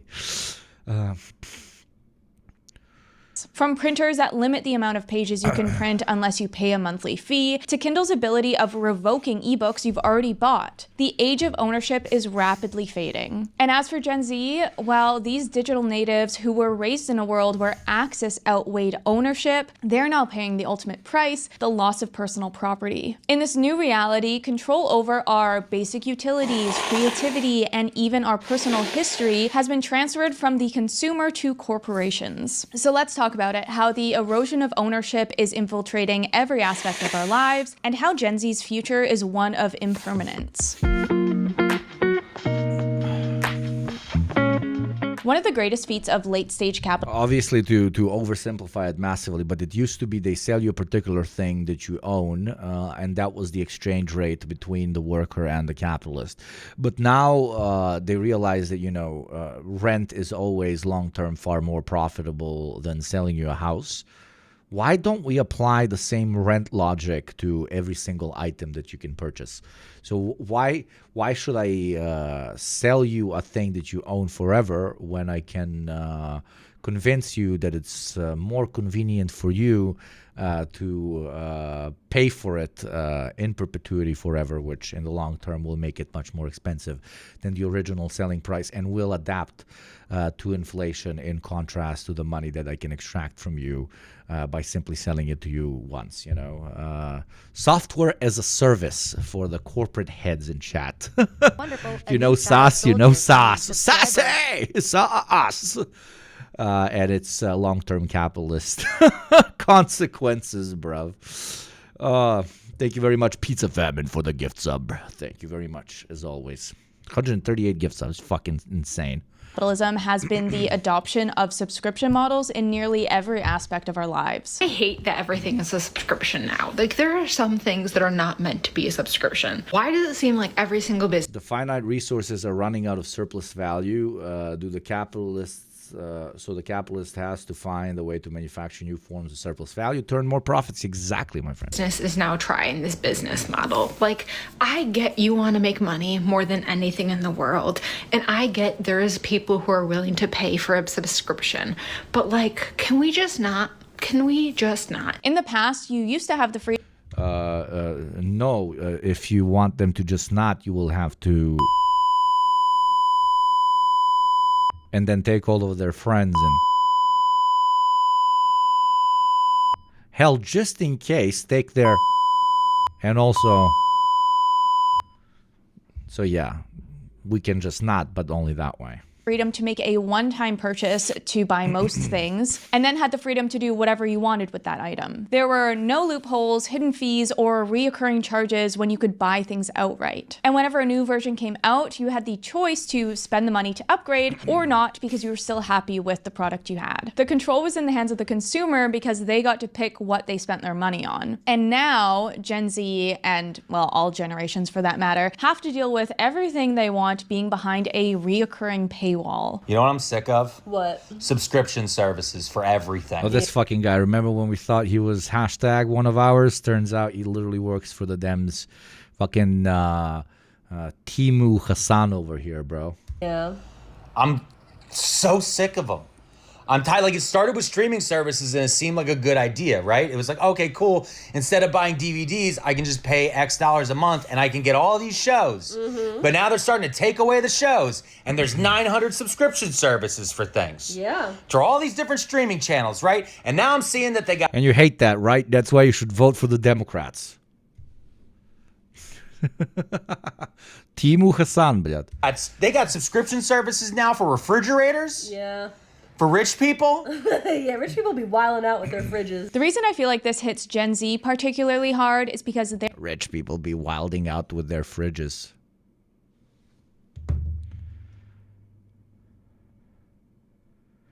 Rich people be wilding out with their fridges. They ask you how you are, you just have to say that you're fine when you're not really fine, but you just can't get into it because they would never understand. They're the first generation to enter adulthood dominated by subscription models. For a lot of them growing up, they never had DVD collections or a CD player in their room or magazines that they wanted in the grocery store. Also, I can hear the boomers now telling me about 8-tracks and vinyls. I get it. I'm just sharing from my childhood. But because of this, they don't have much physical media to start their adult life with. Instead, it's $10.99 a month for music, $16.49 a month for movies, $3.99 a month to store your memories, $9.99 a month for video games, $9.99 a month for fitness programs, $12.99 a month for dating apps. The list goes on. And you own none of those. When subscription models first came onto the scene, it was a welcome change from having to pay full price for everything. It took away the burden of ownership while still maintaining the benefits of media and services. For a small fee each month, you get access to media, applications, and software that you otherwise wouldn't be able to afford. No need to take on maintaining your equipment, dealing with repairs or damages or lost items. All the work is done for you, and you just get to enjoy the convenience of the product. I remember when Apple Music came out, it felt like a game changer because you didn't have to rely on that 10-second preview to show you what the song was and then pay full price for that song just to find out that the preview wasn't a good representation of the song and you didn't like it. It also meant that you didn't have physical copies of media cluttering up your house when you could just stream everything for a small fee each month. It really did feel like a move in the right direction, but as we've learned since then, there are some drawbacks to this model. One of the drawbacks being that every business under the sun is seeing the cash flow potential from these subscription models, so they're all trying to get in on it. SaaS as a service. I mean, SaaS. This is not SaaS as a service. Which is gonna make what I'm about to do extremely ironic.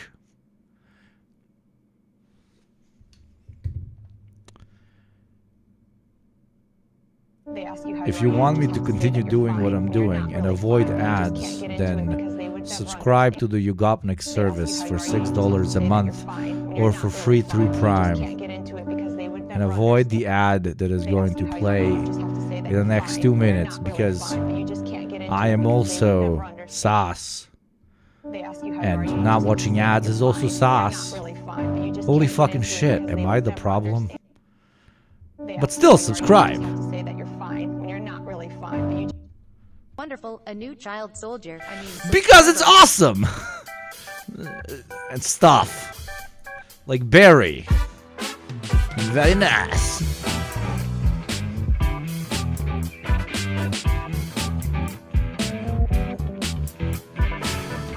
Holy shit, I'm the problem. I think that corporations and politicians are failing to understand is how much people are getting annoyed with our current iteration of capitalism in the US. Think about the subscription economy. Do we get to shut you off remotely, Hugo, depending on how premium of a subscription you have? Yeah, depending on which tier, okay? There you go. Yas. No, Yugopnik as a service. Yas. Support Yas and gift a sub. Thank you, Xi Jinping. Long time no see for supporting Yas, Yugopnik as a service, and allowing this service to continue. Yas. Instead of buying something and paying one. I thought I escaped the corporate hellhole, but I am the corporate hellhole. Son of a fucking bitch. I hate the system so fucking much. You are now being charged. In all seriousness, it's different when you're paying directly to support someone and not a subscription to a company to use as a product, especially streams where you don't need to subscribe. Yeah, that's true. Monthly. But still, yas. For so many things. Chat, like this, yas, because it's usually sas, so you gotta write yas.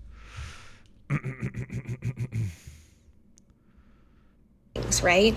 Or every single business having its own app. So in order to get something done, you need to download a new app. Both of these things are symptoms of shareholder capitalism, which is the idea that companies need to squeeze more and more money out of their customers in order to create more value for their shareholders. AKA all corporations became landlords, okay? But landlords for the particular commodity that they're producing. They no longer wanted to be sellers, they all wanted to be landlords. But not just when it comes to the property that you find shelter in and you live in, but also every single other commodity. So it is the landlordification of commodity production, etc., stuff. Yanis Varoufakis. I'm very smart. I'm using terms. Yes. Just the endless pursuit of profit. Between movies, music, video games, fitness apps, cable television, phone services, cooking apps, educational apps, online magazine, finance apps, and everything else in between, the average American has 4.5 subscriptions and pays an average of $924 a year. And that is $1,000 you pay every year and will continue to pay every year for things that you don't actually own. And I am embarrassed to admit that I am just as bad, if not worse, than the average person because I do in fact pay the subscription fee to the Weather Network app. I'm not saying that my reasoning is justified, but I just want to be able to see if it's going to be sunny or not without being bombarded with ads on every... You know what I can't wait for? I can't wait for the lib crowd that is like... The way you consume, I'm going to consume. The way you consume defines your level of ethical and moral development. So I can't wait for the new version of I buy locally and I buy from a small business, which is going to be if you use subscription-based platforms, products, or services, you're the fucking problem. You know what I'm going at? What I'm saying, what I'm calling out is that the future of I buy local. I buy from my local petit bourgeois guy instead of the big corporation, and I am better than you. The new version is they're going to basically tell you you're a fucking piece of shit for using Netflix, right? Every inch of my screen. Sue me. I signed up for that $2 a year so quickly. But this is the perfect example of something that literally does not need to be a subscription. Like, what am I getting that justifies a yearly payment? And on that note, I did just get a notification that they're going to be upping their yearly fee to, I don't know what it was. Small business. It's a small business. Support your local business. I'm going to support. I'm going to support so hard. Suck your local small business owner's cock. Be a true American. Was something like $3 a year. And that just goes to show that those monthly subscriptions you're paying now are not a fixed price and they will continue to go up over the years. Don't support your local large streamer. Only support the below 1K indie streamers. That is the true way to consume Twitch ethically. Yas. I never stopped being an advertiser, did I? This means your $1,000 a year that you're paying now. There you go, Gabriel. Exactly, my brother. But you are the small business I've subscribed to. Absolutely. But I was faster than you with the joke, yeah. I'm going to stay that way. And that brings me to the second drawback, which is that if you actually want to keep the things that you care about, like your photos, your music, your movies, your dating apps, hopefully not that one. But if you want to keep those things, then you have to pay these fees for the rest of your life. Think about that. You're only paying $9.99 a month for this vast library of media, but that's $10 a month for, say, 50 years with no accumulation of media that's actually under your own name of ownership. I'm just not sure if the math is mathing. Everything, it cannot be bought. It can only be licensed on a monthly basis. And what happens is the system that the system that told you that the world deserves to die because you get to own a bunch of cool shit no longer lets you own any cool shit. But we're still not burning it all down. I guess because we're lucky that we get to rent some cool shit, I guess. That's the new level. I'm gonna rent. The Amazon? Fuck it. The planet? Fuck it. Children in coal mines? Fuck it. I get to rent stuff. I'm gonna rent. I love renting. I never want to own anything. Oh yeah, but somebody clip that. Can I get a clip of that? I want to rewatch a clip of that. You never get to a point where like those costs trail off. Like those costs are forever. They're in perpetuity every month until the end of the universe. And that's something like, don't stop, I'm gonna rent. I'm renting so hard, I can't stop renting. Rentooning. You can no longer goon, you can only rentoon. Shop from your local Patriot HVAC business. No, that is the old patriotic days. Rent from your local Patriot HVAC business, my friend. You can rent this ass. I mean, nowadays you can. Oh, God. Your folks or your grandparents didn't have to deal with. Because back in the day, like, not even a house, but let alone other things you could just buy outright. Like, wonderful. You can't just buy. Thank you, Aqua the Fun, a Renters Anonymous. Here I come. Can you watch this tiki-taki? Let me see this tiki-taki from Robo. Robo was so kind with the links. Hi everyone, my name is Anna. I use she, her pronouns, and I just wanted to start us off with a quick land acknowledgement. We actually like to use people first language here, so it's actually people of enslaved experience, or POEs. Our whips are sustainably farmed and cruelty-free. For the cows, obviously, not for you guys. We are so excited to announce that by Q4, this plantation will be carbon neutral. We have a number of trauma-informed whipping posts. And do you consent to being whipped to death? The amount of HR people I know like this, holy fucking shit. So instead of terms like master or mistress or mixtress even, we've decided to use some more gender neutral language, so we'll be going by overseer.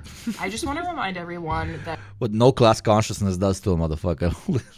It does make quite a few members of our staff feel unsafe when there's talk of words like uprising. That's not an okay thing to say in the workplace. So I'm glad you asked that. Ending slavery is actually not a feasible solution for all populations. Like, for example, I have chronic pain, so I physically cannot pick the cotton myself. But I just encourage you to think more of our most vulnerable populations when you're talking about envisioning a better future. How can we include? And it's really more of like an access issue. No, it's this Gabriel, you are too old for this. Regular Charlotte is doing a scale. Do I really need to explain it to Gabriel? What the fuck? Gabriel, God, I'm not even going to explain it. We have to think beyond ourselves.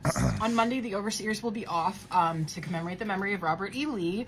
So you will be expected to whip yourself. Harriet was an exception. Yes. We've actually decided against using gendered language for that. So instead of referring to you as boy, we'll be using the gender neutral name.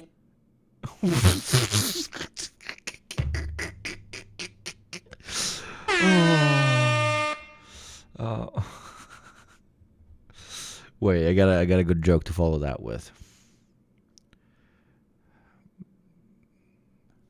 I'm Hitler's top guy. They, them.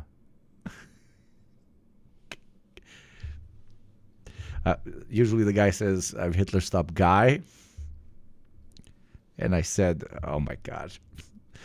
Career over. Good job, Hugo. Buy Adobe anymore. You have to join one of their subscription plans. You can't just buy Microsoft Excel software. You have to stream spreadsheets now. Say you've been subscribed to Apple Music since they launched 10 years ago. That's $1,300 you've spent on music Nazi X that you don't own. Maybe for some that's worth it, like if you're a huge music... Guys, gender neutral, die on the sale. I completely agree. As well as Bro. Bro is completely gender neutral.